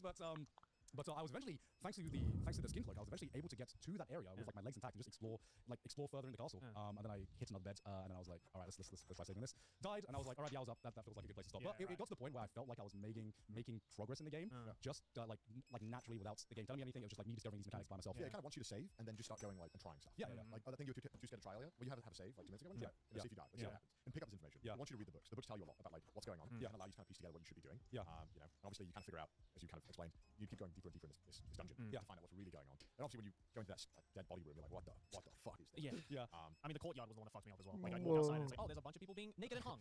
That's lovely. Oh, that I completely blanked my mind on that. But And then I walked. So the first I got was I got through that courtyard and I managed to open the door, even though for some reason when I went there the first time around I couldn't open the gate for whatever reason. This time I managed to get in. Yeah. And then on the other side of the door, what awaits? A bunch of dudes dressed in black, sacrificing something to the Lord or something. Oh yeah. And I was like, what the fuck's happening here? I talked to one of them and he immediately killed me. So it's kind of funny because I think when Undertale came out, that required you to talk to everyone. Yeah. And so I think it made a lot of people think like if there's a talk mechanic in the game, that must be the key to figuring out the game. Yeah. It's absolutely not. No, the case it's not. for Okay. There are occasionally enemies where talking to them is what you need to do, but it's so rarely that it's kind of genius in a way where it's like you're always on edge. So you don't want to talk to someone because they get a free hit on you. Yeah. But then sometimes there is the time when you have to talk to someone and you're like, fuck, I need to figure out based on all the clues when that is. It's so punishing and unforgiving that you're like, god damn it. Yeah. But it feels so unbelievably satisfying when you figure something out, like the skin cloak. Yeah. Because you're like, holy shit, this is so fucking unfair. I just figured something out without having any help. I would say this is gonna sound like a fucking curveball. The closest gaming experience I've had to Fear and Hunger is probably junking. Just about resetting and just going Trial and error. It's about trial and error, and it's about like because the game is so punishing, you feel such a rush from the smallest amount of progress. Like just being able to go to a different room or just kill a single guard gives you such a feeling of like victory. And I just remember like having the safety net of finding a save point I didn't need to coin flip for. That was like insane to me. And then I got tilted because I found another save point and I didn't need to coin flip for it at all. So I was like, oh, this is great. I saved over my previous save file, and then I went exploring again, and then I went back, and they were like, actually, it's dangerous now. You need to coin flip every time. And I was like, fuck! I just saved over my save points. One of the only games that I would highly recommend always saving on a new save. Yeah. Because you never know when you might have accidentally fucked yourself over. again, that's my JRPG brain. I'm like, I only need one save. Yeah, this one it's like, oh, you might have accidentally used a resource, or you might have taken too much damage. Yeah. You actually need to go back. Yeah. But what's so cool about it is that you spend so many hours just trying to survive. You don't even consider the story. Yeah. And so when you get more confident and you're like, I'm starting to hold this dungeon, I'm trying to figure out how things work. Then you can start. All right, now I want to figure out what's going on. Well, it was actually the whole world that made me want to continue playing it. If it was like the game mechanics alone, I'd be like, I don't want to. I mean, the game mechanics like frankly suck. Yeah. For like, Yeah. It's pretty unforgiving. It's unfair. It's almost bullshit. Yeah. Like a lot of stuff. Also, like there's a lot of programming issues where like stuff just doesn't work. Like there are some abilities that they say work that just don't. Yeah. It's very troll. Like I think the defense stat is just completely broken. It doesn't work at all in the game. Yeah. Yeah, I would like to explore more of the world and the story and the lore because it is fucking fascinating. It's just Can man, I do not have the patience. I want to spoil one thing for you that absolutely like made me like think, holy shit. The only issue is that there are a fair amount of things in the game that even if you were really paying attention, you would just never find out. Yeah. Without someone else who just found it out online. But it's almost kind of fun in a sense because you're like, I've learned so much that when you feel like, okay, kind of beyond spoilers. Like I know the story, I know what's going on. Yeah. When someone tells you something, you're like, oh shit, you can do that. Yeah. You're like, okay, I'm gonna try it. And it's really interesting. I mean, honestly, Yeah, I mean, like, I think I'm gonna continue playing this game, Sure. but this is not a game I would ever play not on stream. you gotta, Yeah, please yeah. stream it. Please stream you playing it because I think you're gonna continually have your mind blown. Yeah, because there was like so many things where I'm like, I need. But this is the one game where like I need people to handhold me through some of the moments, through some of the points. Yeah. Some of it's just like it was really cool discovery for myself, but there were some points where I just literally did not know what to do, and I was just like bashing my head against the wall. I'm trying to think like what are some kind of really cool things that kind of help explain that don't spoil much. Because there are. I mean, I actually I'm more inclined to be like, don't say anything more to me because Right. it was really cool just going into this completely blind and just discovering all for myself. And yeah, I think I'm gonna keep playing this game because I think the biggest thing that intrigued me were some of like the monster designs, just the Yeah, way, monster designs is just the way it makes you feel, So you man. got here, right? Yeah. Yeah. Yeah. All I'm gonna say is you should try and interact with this wall. Oh, okay. You should go and talk to it. See what Oh. happens. Yeah. Wait, is that when the fucking wizard guy pops out? Yeah. Did you see that? Yeah, I saw that. Wait, did you see that? Yeah. Wait. I did not see that. That's when the game for me was like, oh shit. No, that fucking terrified me. And then he summons the fucking demon or some shit like that. What? Yeah. This is like, how did you actually come across this? 'Cause I didn't think to do this. JRPG Brain, I was trying to I tried to interact with everything and anything. So if anything had an interact button, I would just press it. You know, you can probably just load up my playthrough. Oh, yeah. Yeah. This one? Oh yeah. Yeah, what the fuck is that? Yeah. So check this out, Jay. Yeah, so I was crawling around and I was like, I'm sure there's something to interact with here. They wouldn't send me down here just to crawl around and restart the game, so I just that music as well. Yeah. This I was like terrified actually during this point. And then the fucking demon that comes from the back as well. What the fuck? Oh my god. That's fucking terrifying. Jesus Christ, what is that? You're across Yeah. the great pressure. Oh my Yeah. god. Yeah, your reaction there just is literally how I was. I was like, oh good, again. Because this was before I'd like made any progress. This was before I even killed an enemy. Yeah. You know. So you found this? I didn't find this at all in my first run. Yeah. Fine. Oh, I found that. Yeah, I found that too. Yeah. But I didn't have any lesser souls, so I couldn't use it. Oh, you found a lesser soul? Yeah, I found a lesser soul. I didn't find a lesser How soul. did you find a lesser soul? I did not find this mechanic at all in my first playthrough. But this is how you literally gain abilities. Yeah. I didn't know Yeah, I this. found lesser souls by killing things. Yeah, and then the stones that you have. Yeah. Yeah, I did not find lesser souls. Yeah. Shit, that's crazy. You figured that out. And Yeah. that's nuts. That's really my first 20 hours. You didn't find it. I think the way I made progress in this game was like, you know, something like jumping where you just save scum Yeah, and you just like I just interact with everything, even if it was just like a bookshelf or a table. Yeah. Like there was like rotten meat on the floor and I'm like, what happens if I eat it? You know, I literally just tried doing everything. There's a purpose to like 90% of the things. Yeah, So yeah. like almost everything you come across, it can be used for something. Yeah. So you just don't know what. Yeah, exactly. So There's no punishment for holding more stuff in the game. Yeah. You should just pick up everything. yeah, every enemy. And make a joke.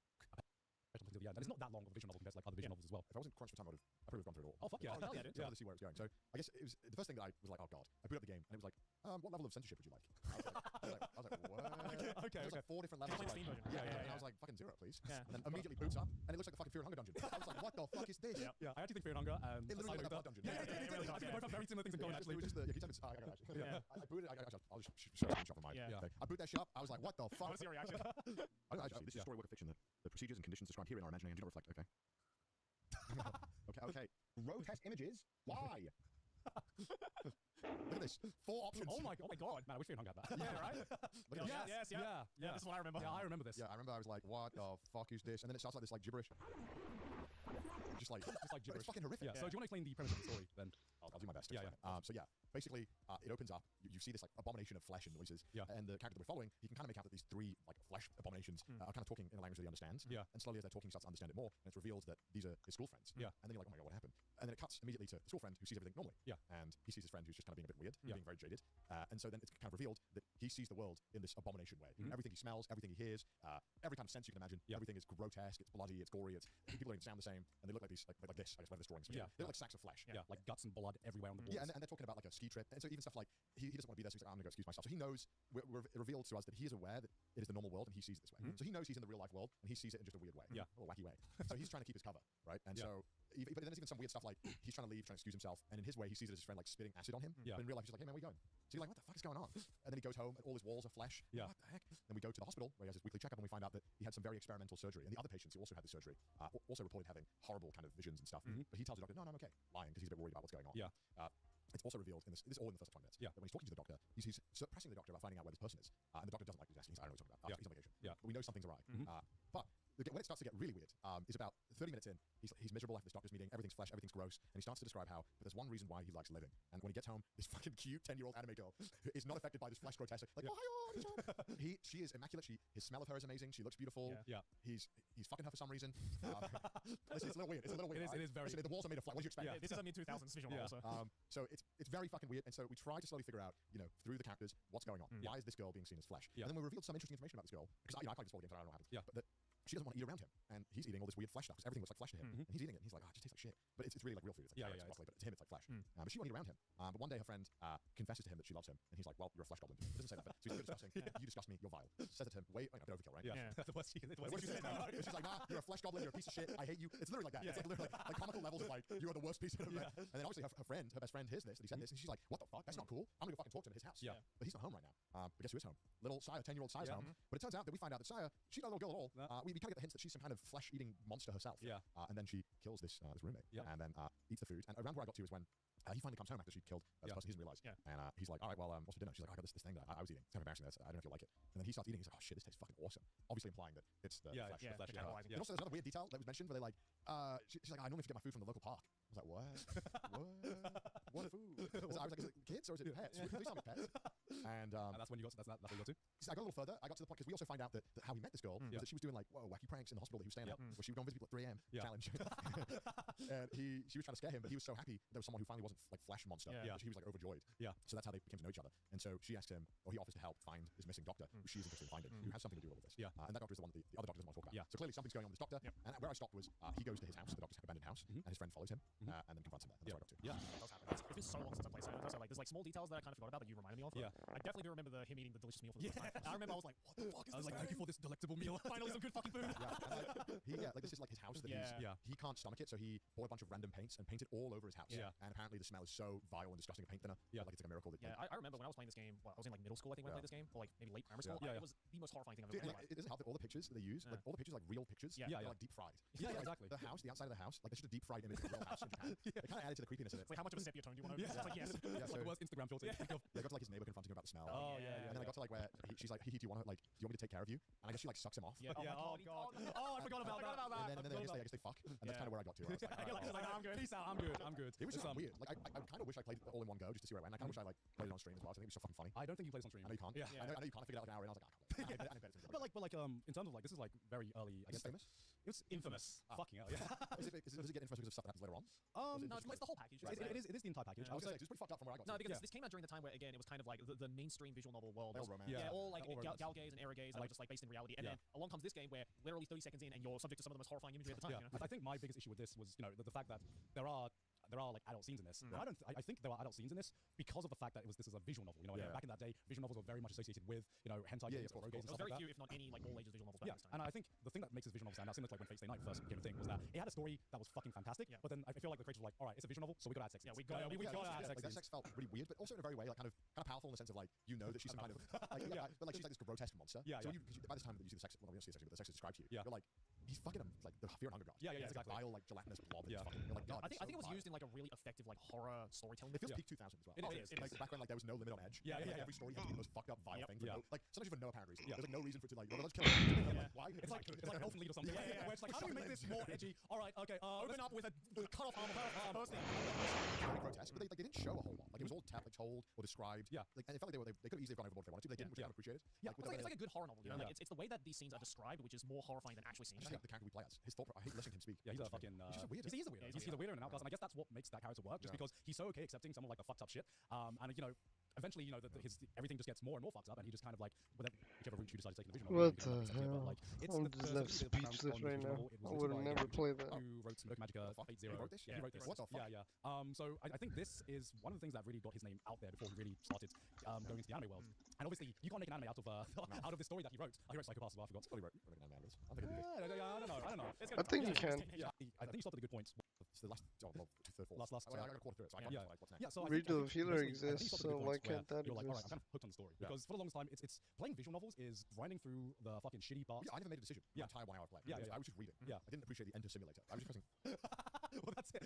I never got to like decide any, or even choose a dialogue, which is fine. But I was like, why don't we just make a book?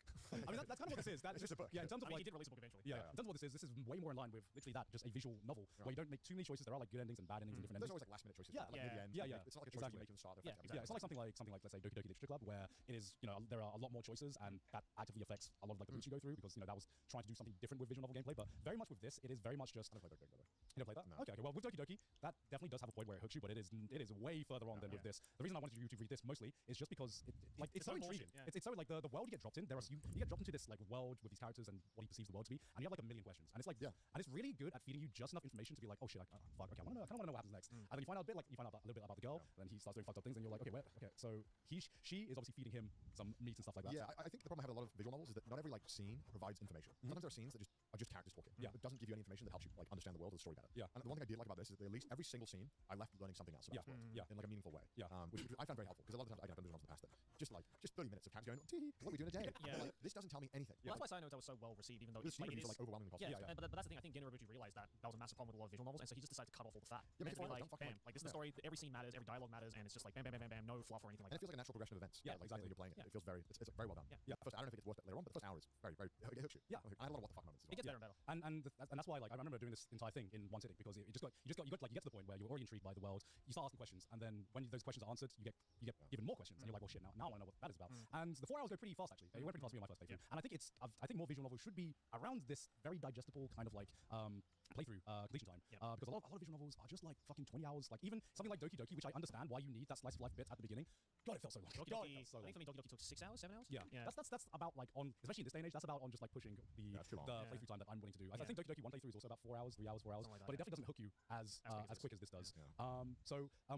I guess like also do you think you would be as intrigued by it if it didn't have any visuals? Like because No, the this visuals help really like paint the world. Yeah. The flesh stuff is so visceral. Yeah. I think it's very helpful to kind of put you in like, oh, this is how fucked up it is. Yeah. Rather than telling you, here's a wall of flesh. Yeah, exactly. I think the biggest thing that hooked me at right at the beginning was just like being greeted by that wall of flesh, and like it looks so grotesque that if I didn't have any visuals and just had to read this, I don't think I would have been as hooked as fast by the story this is trying to tell.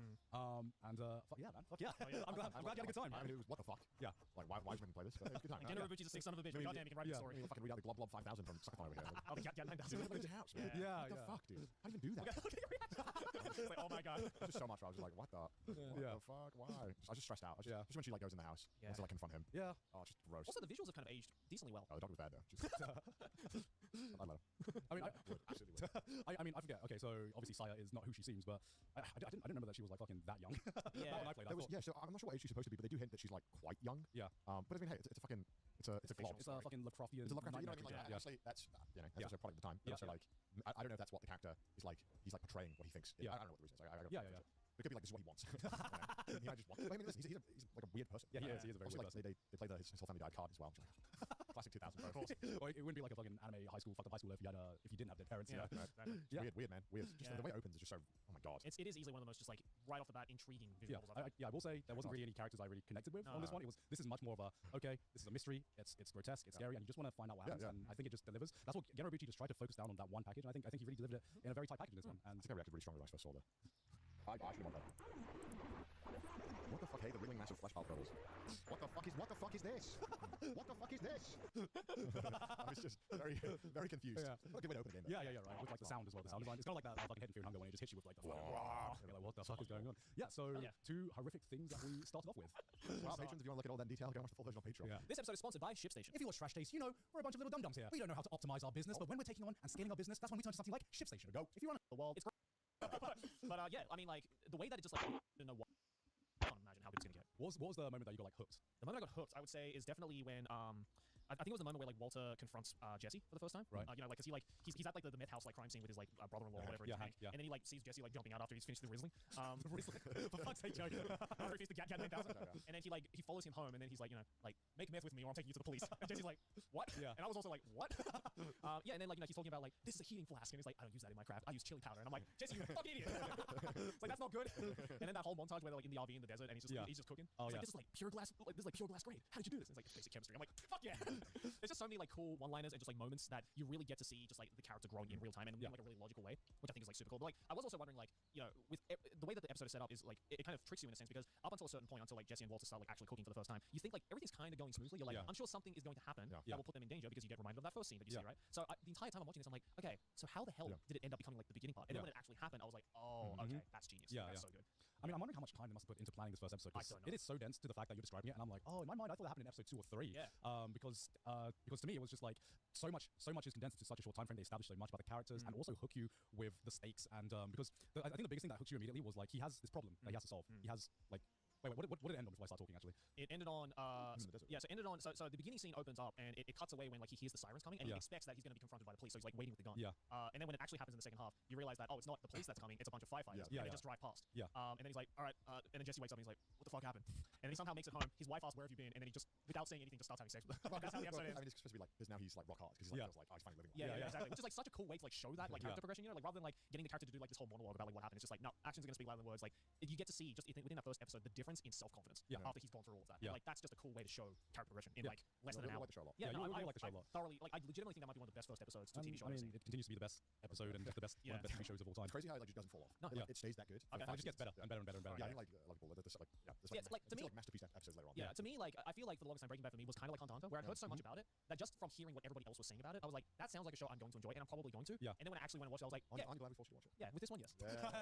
Let's go. okay. Only the most critically acclaimed TV show of all time. Yeah, oh god, Joey, oh no, you have to watch your 5-course meal. The best TV show ever made. Yeah. Oh, woe is me. No, but you guys know me. There was a chance I might not have liked it. No, there's not. I'm a single person that watched it. Okay. I mean, Well, must have not it seems insane to me now that I think this is true. Where originally the original plan was They that thought it was gonna bomb. they thought it was going to bomb, and Jesse was going to like be written off in the first first episode or two. season, I think, Yeah. season finale. Yeah, but because Aaron Paul's portrayal of him made him so fucking likable. Yeah. Obviously, you know that Jesse is a major character throughout the entire season of Breaking Bad, and it's insane to think that after viewing that first episode, the original plan was to be like, nah, he dies. You know? I mean, I can see why. Like, Yeah. They're trying to make him annoying. Yeah. But I mean, he almost dies in the first Yeah, episode. but Yeah, it comes off so endearing. Yeah. Yeah, it is. And because I think when the show's coming out, there's another show out around the same time about a pregnant mom who had to sell weed. And I think there was like a lot of, I think when they were originally going to make the show, there was a lot of concern that they thought that the show's not going to do well because it's a show, it's kind of the same premise. Right, Doing well. Yeah. But then it turned out to be, one of the best TV shows of all time. Oh, yeah. And very iconic role of all Yeah, time. I'm wondering because I don't think it did like properly pop off in popularity after the first season. It felt like it was like 3 seasons in. Or I something. started watching 3 seasons in, Yeah. and the hype around like weekly around the final season was immense. Yeah. I was like 18 at the time. I remember that every week it was what everyone talked about. Like, Yeah. Breaking Bad. Yeah. So it's completely finished now? Yeah, it's completely finished. So 5 seasons, right? 5 seasons, very dense. Okay. It's Yeah. the complete story and a definite ending as well. Alright, cool. Yeah, I'm definitely gonna watch the rest of it. Yeah, fuck yeah. Yeah, I really enjoyed that.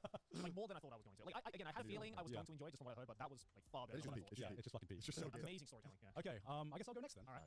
Let's do a movie or TV show this time. So, finally watched Lord of the Rings. Let's go! Fellowship of the Rings all of the way through. I can't believe it took you this long to watch it. I can't believe it took me this long as someone who likes fantasy Yeah, right? to watch it. Did you like it? Yeah, it's fucking great. Yeah, hell yeah, dude. My heart stopped beating. I thought he was gonna be like, And I think I'm kind of glad that I'm watching this as like an adult and not as like when it first released when I was like way younger. I don't think I would have appreciated it. you don't. No, you don't. Especially Fellowship of the Rings because Very lore heavy. it is so lore heavy. Very lore heavy. And I think I remember watching like 30 minutes when I was like younger at my cousin's house, and it just seemed so fucking boring, right? Because I was like, There's a lot. There's a lot. I'm just like, who the fuck? What, is it Mr. Frodo? Why the fuck do I care about this? It's a ring. Where are the action? Where are like the fighting and shit? But like watching this as an adult now that I've grown like a bigger appreciation, the fucking world building and lore is it's insane to think how old this is and just how big of an effect this has just had on pop culture in general and just like the entire fantasy, right? Tolkien is an absolute master at like world building. It's crazy that he thought up all of that like fucking whenever the hell he wrote the first book. Like, Yeah, exactly. When did the original Lord of the Rings come out? Because Was it 50s or 60s, I think. I thought it was earlier. I think than it was earlier. that. Yeah, I thought it was like the 30s or something like that. Lord of the Rings book come out. It might have been, you know what, actually. 1950s. Oh, 1950s. Okay. Because I know he was still alive when Dune. But he released The Hobbit in the 30s, which is the same world. Okay. Yeah. So he released The Hobbit in the 30s. Yeah, Okay. which is the prequel to Lord Yeah, of the with the prequel to Lord of the Rings. Yeah, just like seeing I guess the origin of so many of these fantasy creatures because I know that for example a lot of this is taken from European mythology but a lot of our images of what these like Modern fantasy, like what these what elves are, what dwarves are, what wizards are, they all come from this. They all come from Tolkien's interpretation of these mythical beings, and it's insane to think how much power this single story has had or this single world has had for our perception of just modern fantasy and just fantasy in general, like wizards having pointy hats or like things like that. So I was just like so intrigued with this world, even though all of these genres have been portrayed to death in modern fantasy. It was interesting still this day seeing the depth of this world, and also getting attached to some of these characters as well. Who's favorite? Samwise. Mr. Frodo. Oh man, I need a best friend like Sam, man. The scene at the end when Frodo just gives up and everyone, he's like, nah, I need to do this by myself. And Samwise like, no, Mr. Frodo, don't leave me. I'll come with you. And I'm like, oh man, what a real G. That's a real G. Oh man, He's the goat, man. yeah, He he's realized that Sam's the goat of the story. he's It's not about him, but he's always there helping. yeah, he's so fucking likable. And a lot of the Fellowship of the Ring is just a lot of setting up the world. And surprisingly, I have no east. So when they started running for that, I was like, oh shit, oh it's coming. It's like That changed the hype. Bro. I'm wondering how much Connor's gonna be able to say about this. Yeah. So I fucked up. I didn't record my audio, but like, just see, Joey. That's what I was like, you know what? I gotta appreciate just the music. Yeah. So Oh, I put a blindfold on and I just listened. Oh no, that is the Yeah. best way to do it. So I didn't know when the songs were changing, which was really annoying because I was not annoying, but it was nice. Sometimes I could tell. Yeah. So Dark Side of the Moon, Yeah. pretty good. Pretty good. What did you like about it? I liked when they actually sang. There was a lot of songs where they didn't do that. I feel like you need to be on some kind of substance. Oh no, 100% you do not. Yeah. I remember like Dark Side of the Moon because it's all like one song, or Pretty it's much. like Yeah, it's like the entire album. Comparing trash The bass, first song was just like trash just tape no- boys do Yeah, drugs. it was an amalgamation of all of the noises you are about to hear for the next 40 or so minutes. So when I I finished, I was like, okay, I remember the ones I liked, and then I looked at the list, and I was like, oh, the ones I liked are all the ones that have like 10 times the plays with the other songs. So when he gets time, money. Yeah, time, money. Those are the good ones. Yep. Because the other ones were like they were too like atmospheric for me. Where I was like, I don't think I'd listen to this. Like, this feels something like my dad would try and convince me is super cool. And hype. I mean, this is like the most dad album Yeah, of all yeah. time. And I'd be like, all right, Dad. And there are some good songs though. Yeah. Well, it's a 50-year-old album. No, I know. Yeah, it's So- like 1974. 73. Yeah. It was, like, again, and when I was listening, I was like, I could picture the time when this came out. Yeah. I can imagine this being like the part of the time of like it really matches the energy of the 70s. Yeah. You know. But Yeah, I'm gonna guess you didn't like On the Run or see, I don't know which song which. the one before Time. I don't know. The one that I just sounded like a listened to dude on the run. Yeah, there was one where it was like a helicopter sound. Oh, yeah, that's On the Run. Oh, yeah. Yeah. I mean, it was strange. 'Cause I was trying to figure out what the story was. Yeah. I was trying to figure out like what was the premise of the album. Yeah. So I had no idea. It's like life, isn't it? Well, the premise of the album is basically, so there's a bit of backstory to this album. So this album came out when Sid Barrett, who used to be a member of the band, he left the band because he had a lot of mental issues. Right. And so to deal with those mental issues, he left the band, and he was a massive part of Pink Floyd. He was one of the founding members of Pink Floyd. Yeah. This is an album basically that, I mean, there's lots of ways you can interpret this album, but one of the main interpretations from what I've seen and how I like to describe it is it's an album to describe the mental hardships that people go through in day-to-day life and how some people learn to get over it and how some people learn to live with it, and that there was no right or wrong answer to deal with it. So like that's why, like, for example, like in the song like Time, for instance, there's like a lot of lyrics talking about like, are you wasting time? Are you using your time effectively? Is time is important after time is precious after it's already gone. And like in the case with Money, for instance, Money is like a great song because it describes like money in all sorts of different ways. How it's the root of all evil. It's bad. It can be good. Capitalism. Capitalism. And like I think so. What did you think? My favorite track of Dark Side is Great Gig in the Sky. That's a beautiful album. What do you think of that one? It's It's the one where it's the fucking girl going. She got paid $50 for that song. Did she actually? No fucking way. And it's all improvised. Oh really? Yeah. She was given the piano segment, the instrumental segment, and the band just said play it and sing it how you think it should be sung. Okay. And that's what she did. And that song is actually about the 5 stages of grief of like losing somebody. That's So a long song, right? Yeah, that was about 4 minutes or so. Really? It was one song that went on forever. Us and Them, probably. Maybe like 7 minutes. Yeah, long. that's Us and And I was like, because I had my blindfold on, so I had no idea where I was. I was like, I feel like this song's been going on for ages.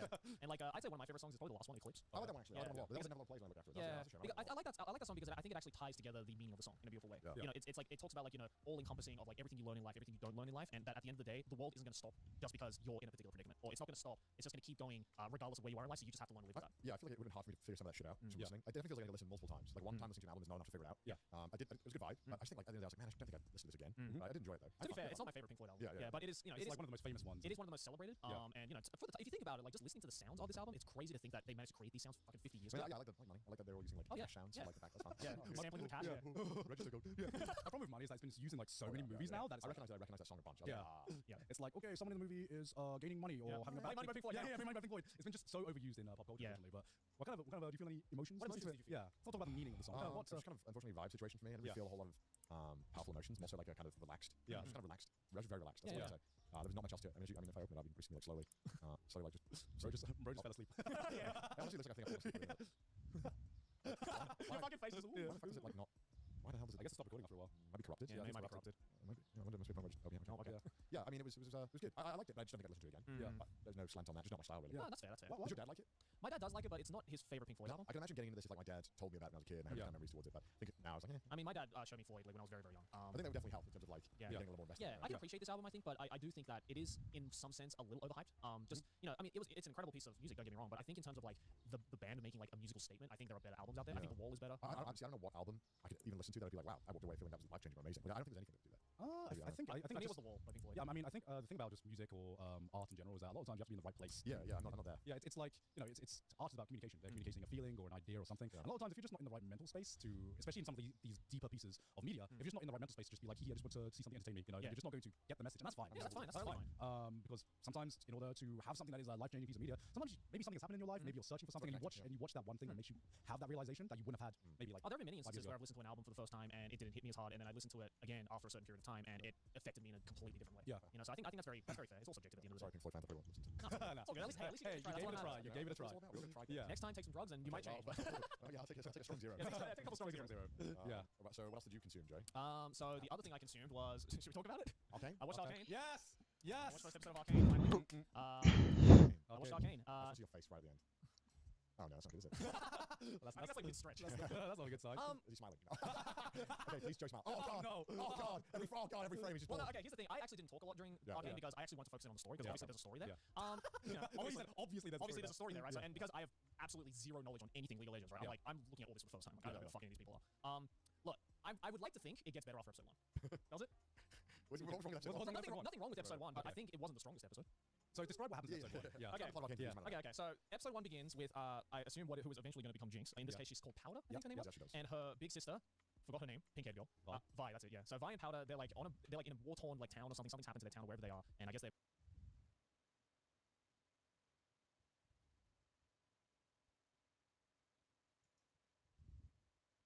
much PD do I have built up? Okay, 5, 10, 15, 20, 25, 30, 35, 40, 45. This pull, and then I'm done. This pull, and I'm done. This pull, and I'm done. And I'm done. I'm done. Yes! Come on! Come on! Yes, dude! Easy, number one! It's not easy. Winner! Winner! Winner! Winner, by the way! Winner, by the way! Winner! Rah! Winner, by the way! Rah! Anyways, yeah, easy game, actually. Yep. It's just because the game's really easy. And you know what's crazy? You know what's crazy? I'm gonna get Chang Li next, too. Bro, what an intro screen, man. Rigged? True. Yep. I called him up. I said, hey, this is the ball. Hey, John Curro, get in there. True. I bet it was rigged. Let's see it again. This ball, and I'm done. This ball, and I'm done. And I'm done. I'm done. Yes! Oh my God! It was rigged. Look at that. He knew before it turned to gold. Yes, sir.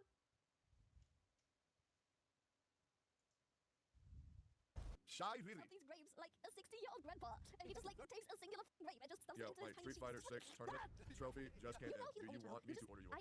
I shit you not. I promise you. I guarantee that's an only child. Only children eat like gentlemen and take a time. Yeah. Only people who didn't grow up having to share the good stuff Who's with you talking to? having them steal yours after they inhale theirs. Yo, Taki! Why does Lily always sound like she's Want slobbering? me to order one for you too? I highly doubt they ship to EU. Yo! Is she hot? Is she sexy? Have you turned her around? The How about trophy. we make a deal? You let me touch your trophy. Oh, when you I come don't to wanna not Vegas, do that. fucking San Diego. Um, You can't bring a trophy. You let me touch it. I f- the oh. Yeah. Okay, well, you know, maybe you don't. anyways, Okay, maybe I don't. stream is Maybe great. not. Anyways, Jesus.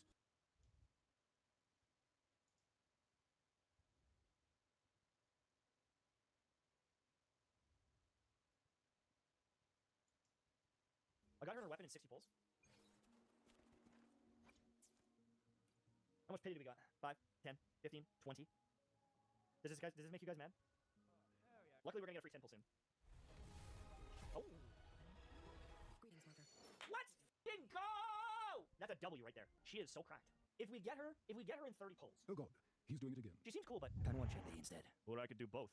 I could do both. Imagine an early 5-star. Okay. Nothing. Here. Okay. Yabba dabba. Me in the bathroom, baby.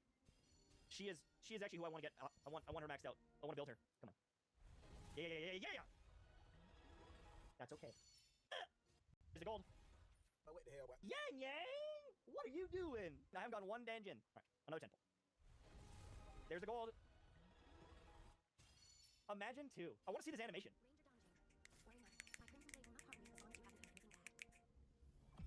Yeah.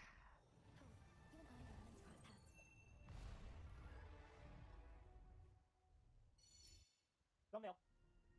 Oh! Now, hypothetically, an early 5-star. Last 10 pull. All right, it's done. Move on. It's okay. No more 10 pulls. Don't. Oh! No more. That's it. That's it! Yeah. I'll see you guys tomorrow.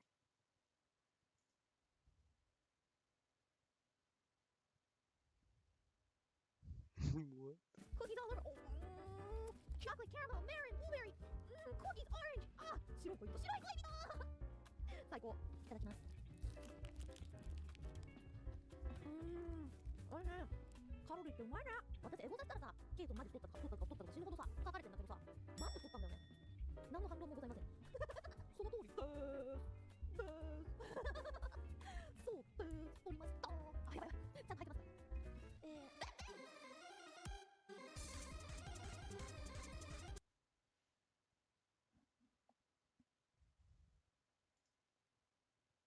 Gotcha Smack made a video cooking you. Yeah, I'm gonna be real. We can just have a disagreement. I don't really think I need to have an opinion on anything. What happened? Oh, I mean, he thinks it's a good idea to spend money on a Street Fighter collab. My opinion is I think there was a better demographic where money could have been more effectively used for better crossover. That's pretty much it. I mean, if you can put the bias there if you want, but yeah, I feel like it's not really the most beneficial market to spend your advertising money on. But then again, it's how your person infinite money, so it is what it is. Obviously, time and money could have spent much differently, but yeah, it is what it is.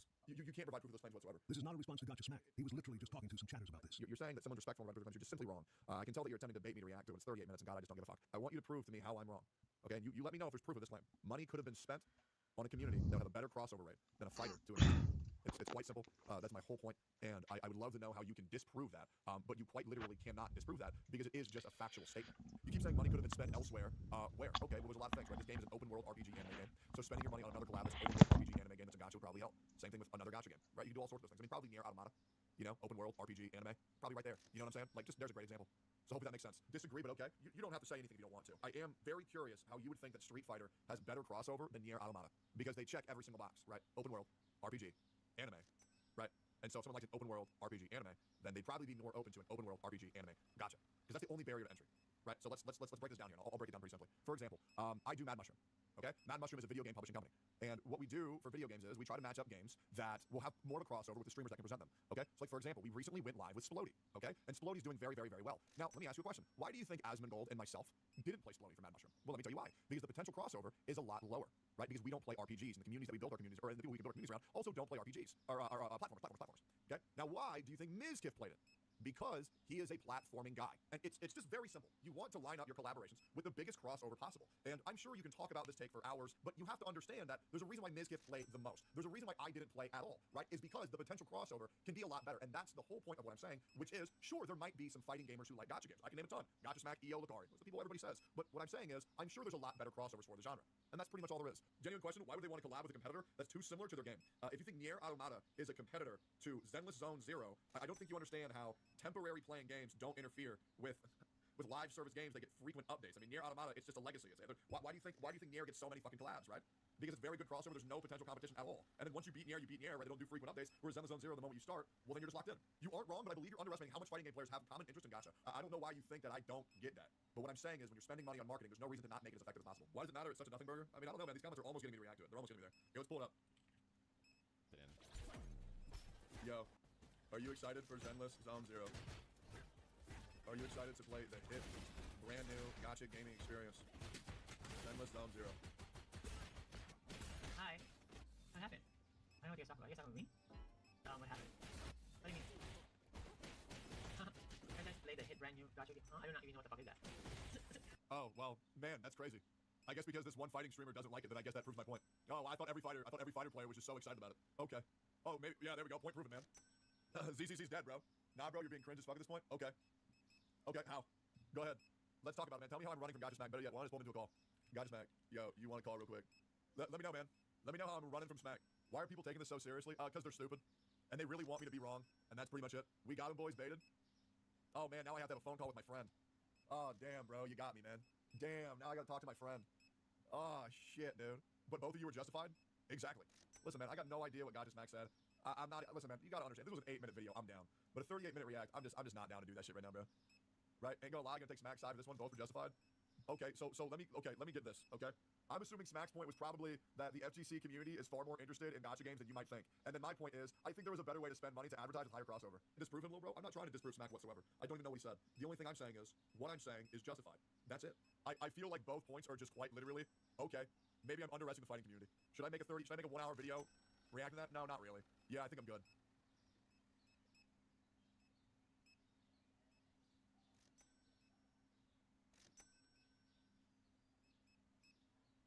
This is interesting to me. I wrote yesterday about some comments from Patrick Mahomes' mother, Randy Mahomes, and also this new Coors Light commercial, where because they can't have commercials with NFL players selling beer while they're active members of the league, the latest Coors Light commercial goes into a time capsule until Patrick Mahomes retired. In between that commercial and his mother, Randy, saying on a podcast that Patrick has said he might not play as long as Tom Brady. His family is going to be a factor. He wants to be around for his kids. When you consider that Patrick Mahomes turns 29 on September 17, 1995, or no, he was born September 17 of 1995. He turns 29 September 17 of 2024. Get your facts straight. He's getting closer and closer to the point where somebody's going to ask him, how much longer are you going to play? Tom Brady was getting those questions in his early 30s. Brett Favre started talking about retirement at 31 or 32.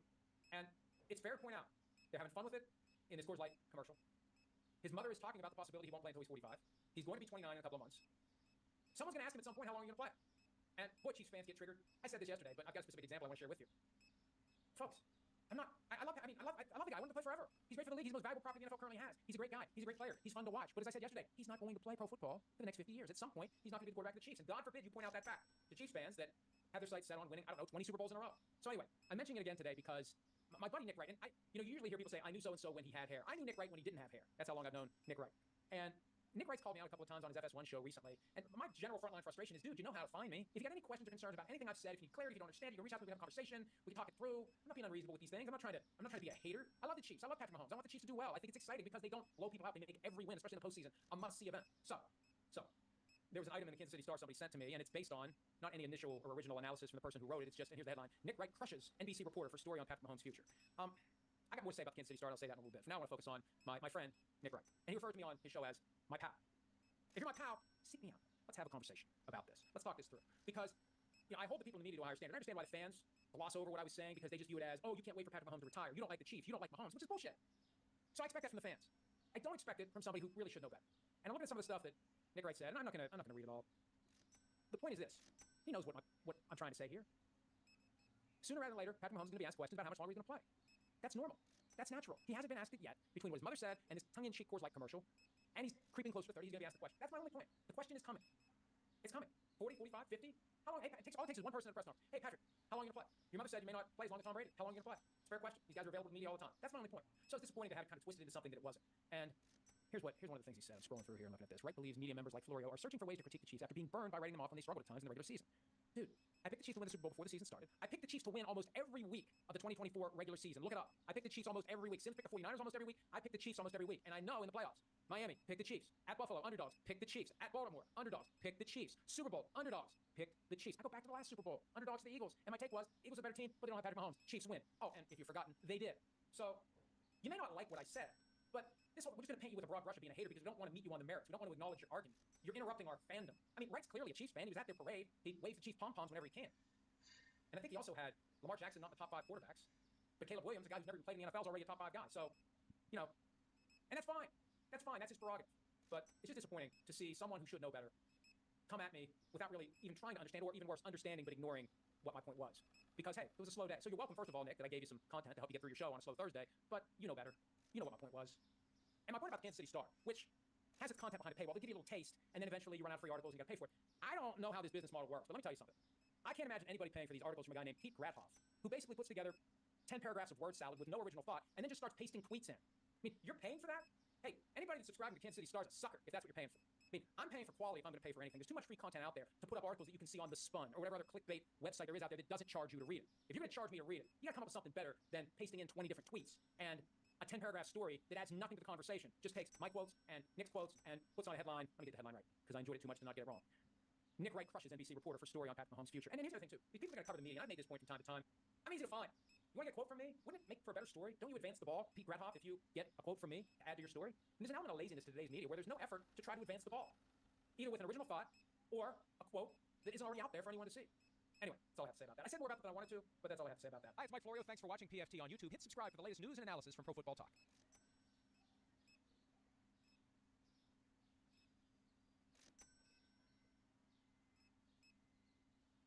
Do demand a new ring, they can't really fix it.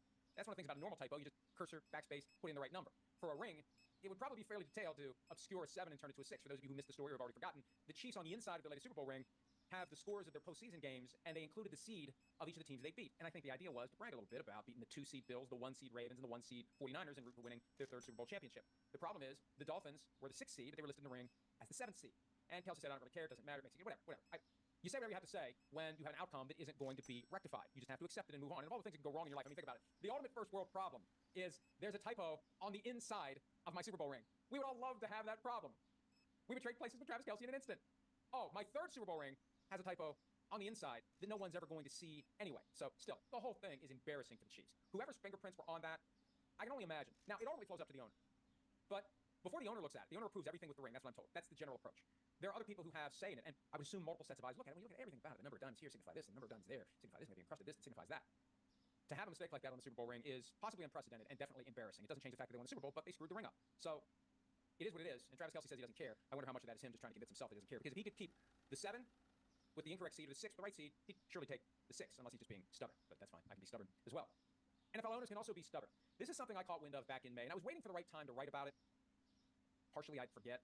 At any given time, I've got 7 to 10, I'll get around to this at some point, stories rattling in my addled brain, and I'll wait for an opportunity or a reminder or just it's a slow day and I think of it to put something together. Someone emailed me overnight that there's a story out there that the owners have discussed a salary cap for quarterbacks. So I went down the rabbit hole and I found that Tom Pelissero, who works for the owners, works for the NFL. I know they get upset when you say that. That doesn't make it any less true. His paycheck is signed literally by Roger Goodell. He was on Rich Eisen's show and he said that owners have discussed the possibility of quarterback salary cap. And the way he said it was fairly innocuous.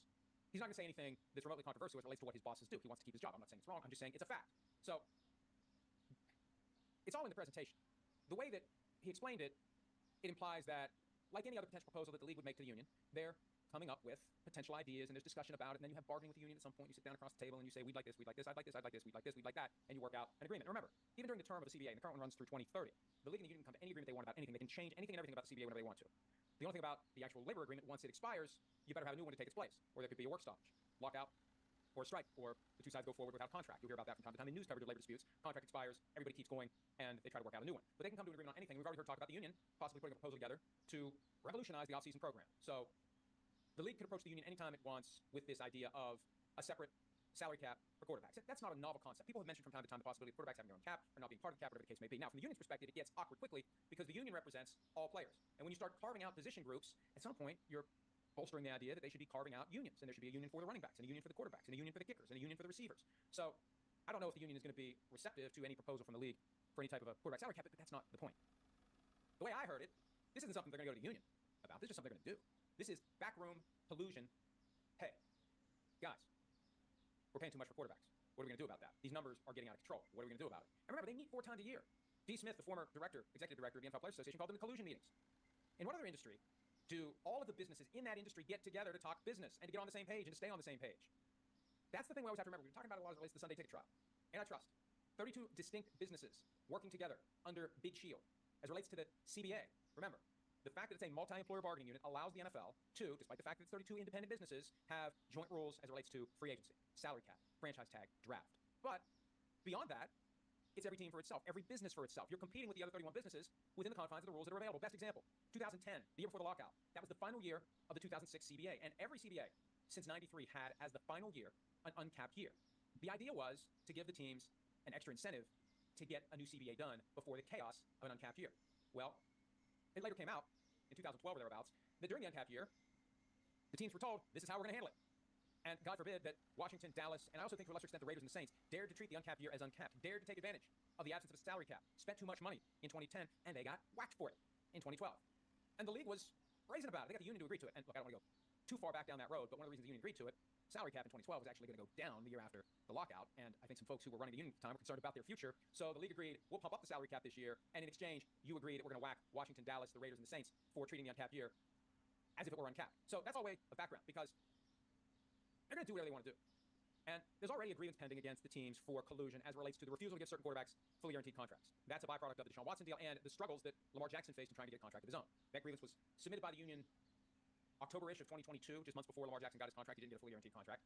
But that Watson deal, there were 2 or 3 owners who spoke out about the 5-year fully guaranteed contract the Browns did. And there were reports that Browns ownership got the cold shoulder at the league meetings just days after the Watson deal was done. So it doesn't require tinfoil hats to come to the conclusion that when the owners get together 4 times a year, topics like this get discussed. And I'm told that that's been a topic. And it's not a topic along the lines of, we need to go to the union to fix this. It's more like, we need to fix it ourselves. We need to have an understanding as to how much money quarterbacks are going to be paid. So I think it makes sense to watch even more carefully who gets paid, who hits the market, what happens when they hit the market. I mean, look, if Dak Prescott goes to the market and nobody offers him any more than what the Cowboys have offered, he stays in Dallas. And if that becomes a thing, guys hit the open market and no one pursues him. It happened with Lamar Jackson. Now, Lamar Jackson was restricted by the franchise tag, but did you mean to tell me you wouldn't give up 2 first-round picks to get Lamar Jackson? Nobody was interested. Nobody brought him in for a visit. Nobody made him an offer. Nobody talked to him. And I know not having an agent was an impediment, but this is a MVP quarterback who was available to anyone who was willing to give up 2 first-round draft picks. And the better a team you are, the later you pick, the less the investment than if it's somebody who stinks and will be giving a top 5 pick this year and who knows what it would have been the next year after 1 year with Lamar Jackson. So there's already reason to believe that there are gentlemen's agreements that would fly in the face of the CBA. This thing, and what's funny about this, funny how, is that Pelissero might have opened Pandora's box unwittingly, not understanding the ramifications of saying what he said. This is one of the dangers of speaking extemporaneously, as I have learned time and again over the years. This isn't the league putting together what it wants from the union. This is the league conspiring among the owners to put artificial, off the books, off the CBA restrictions in place for what they will be paying quarterbacks. That's where it gets interesting. If the proof, as we go forward, supports that. And the mere existence of the discussion kind of puts every owner on notice. Tread lightly when you're paying a lot of money to a quarterback. Don't do a 5-year fully guaranteed contract now. As if anybody else was ever going to do one. Look what the Browns have gotten from Deshaun Watson. That's the problem with anything more than 2 or 3 years of guaranteed salary. You are stuck. The difference between Watson and Russell Wilson, and they both did their deals the same year. Both were traded, both got new contracts. Wilson's wasn't fully guaranteed. The Broncos were able to pull the lever to break glass in event of emergency, to press the button, whatever stupid metaphor I can come up with, and get out of it. The Browns are stuck. You think the Browns could get out of Deshaun Watson? You think they would? Do you need long to think about whether or not they would? So, doing a 5-year fully guaranteed contract for a quarterback may be its own punishment.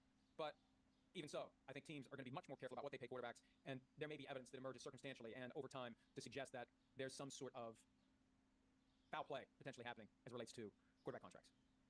Also on the issue of quarterback contracts, I was on with Rich Eisen yesterday, and he asked a question that I struggled with, mainly because anything and everything we say can and will be used against us in this business. He asked me who I think will be the first quarterback to get to 60 million per year, and we talked about that for a while. Of the guys currently up for quarterback contracts, Dak Prescott would probably be the most likely to get to 60. Maybe the Packers surprise us and Jordan Love gets to 60. They don't have an owner there who needs that extra money to pay for a super yacht or to maintain at more than $1 million a week the crew and the staff and all the other things that go into keeping that boat afloat. So it's easier to put money back into the team if you're the Packers. But one name that came to mind for me eventually, because Rich mentioned C.J. Stroud, and I think Stroud gets to 60, but Stroud's 2 years away. By the time Stroud's eligible for a second contract, the market's already going to be at 60. I think the market gets to 60 before the end of the 2025 regular season when Stroud is eligible. Could it be Purdy? I don't know. The name that came to me was Josh Allen. And I apologize to the Bills front office, Bills coaching staff, Bills Mafia. This gets back to the concept that we're all just rooting for laundry and we want the players to be happy even if they have reason not to be, and I get accused of stirring up trouble or something else far smellier than that. Josh Allen's underpaid. He just is. $45 million a year, and he didn't get what Patrick Mahomes got last year. He's at $45 million as well. They moved money around under his ultra long-term deal and got his cash flow up to the level of Joe Burrow for like 3 or 4 years. Allen is glaringly underpaid right now, and you just wonder when the Bills are going to rectify it. If they would, how does he not get 60? How does one of the best quarterbacks in football not get 60? Oh, you got to take a team-friendly deal. You got to try to win. What have they done to win? What have they done? Let's be fair here. And I know I may end up on another video that the Bills put on their Twitter page where you've got some haters and some naysayers wondering how they're going to be a receiver this year, given that 4 of their top 5 receivers from last year are gone. That was the clip that starts the video that they used of me from PFT Live. But what have they really done with whatever cap space Josh Allen left behind? What are they doing other than blowing it on Stephon Diggs and having to rip the Band-Aid off and have a huge cap charge this year because they traded him? I'm a firm believer, as you all know, in players getting paid. The Peyton Manning approach. It's my job to get paid. It's your job to manage the salary cap. I saw last week when Tom Brady did his speech at the Jersey Retirement Hall of Fame enshrinement at New England, he jokingly apologized to his agents for doing below market deals. He should apologize to the other quarterbacks who got stuck with less because Tom Brady took less. He should apologize to his teammates. I guarantee you, those players on the New England Patriots, when Tom Brady was taking less than he was worth, when they would ask for what they were worth, one of the responses was, who do you think you are? Tom Brady doesn't get what he's worth. Why do you think? Do you think you're Tom Brady? Do you think you're better than Tom Brady? That's the stuff that happens. And we talked about this a couple of weeks ago. In a weird sort of way, it is kind of cheating. It is. You're cheating yourself. You're cheating other quarterbacks. You're cheating your teammates when you, in the name of winning, gotta win, gotta win, gotta win. How do I win? Well, take less money. Okay, I'll take less money if that means I win, because I gotta win. My identity is tied to winning, nothing else. I'm either a winner or I'm a loser, and I want to be a winner. And if that means making less money, fine, as long as I can be a winner. It really is crazy when you think about it. Little kid acts that way, we frown on it. Grown man acts that way, gotta win at everything, gotta win, gotta win, gotta win. Oh, yes. Oh. We admire the drive and the determination and the unwillingness to accept for anything less than the absolute best. When the kid's 8 years old and he acts that way, we say, hey, Johnny, let the other kids have a chance. So anyway, I don't know what's right or wrong, what's good or bad. It is just an odd dynamic. And I'm a believer that there's a limited number of years that you can play football. You have zero equity. Your equity, as Michael Parsons recently said, and I'm paraphrasing, your equity is your body. And your body at some point is not going to be able to position you to get paid a lot of money. Your best play, if you're any player that is good enough, you gotta be, first of all, you gotta be good enough to take this position. But those who are know who they are. When you're good enough, get yours. Because the machine is gonna keep rolling, the owners are gonna keep owning, and that comparison I always use. And I always use it, number 1, because I can't think of anything else, and number 2, because it's perfect.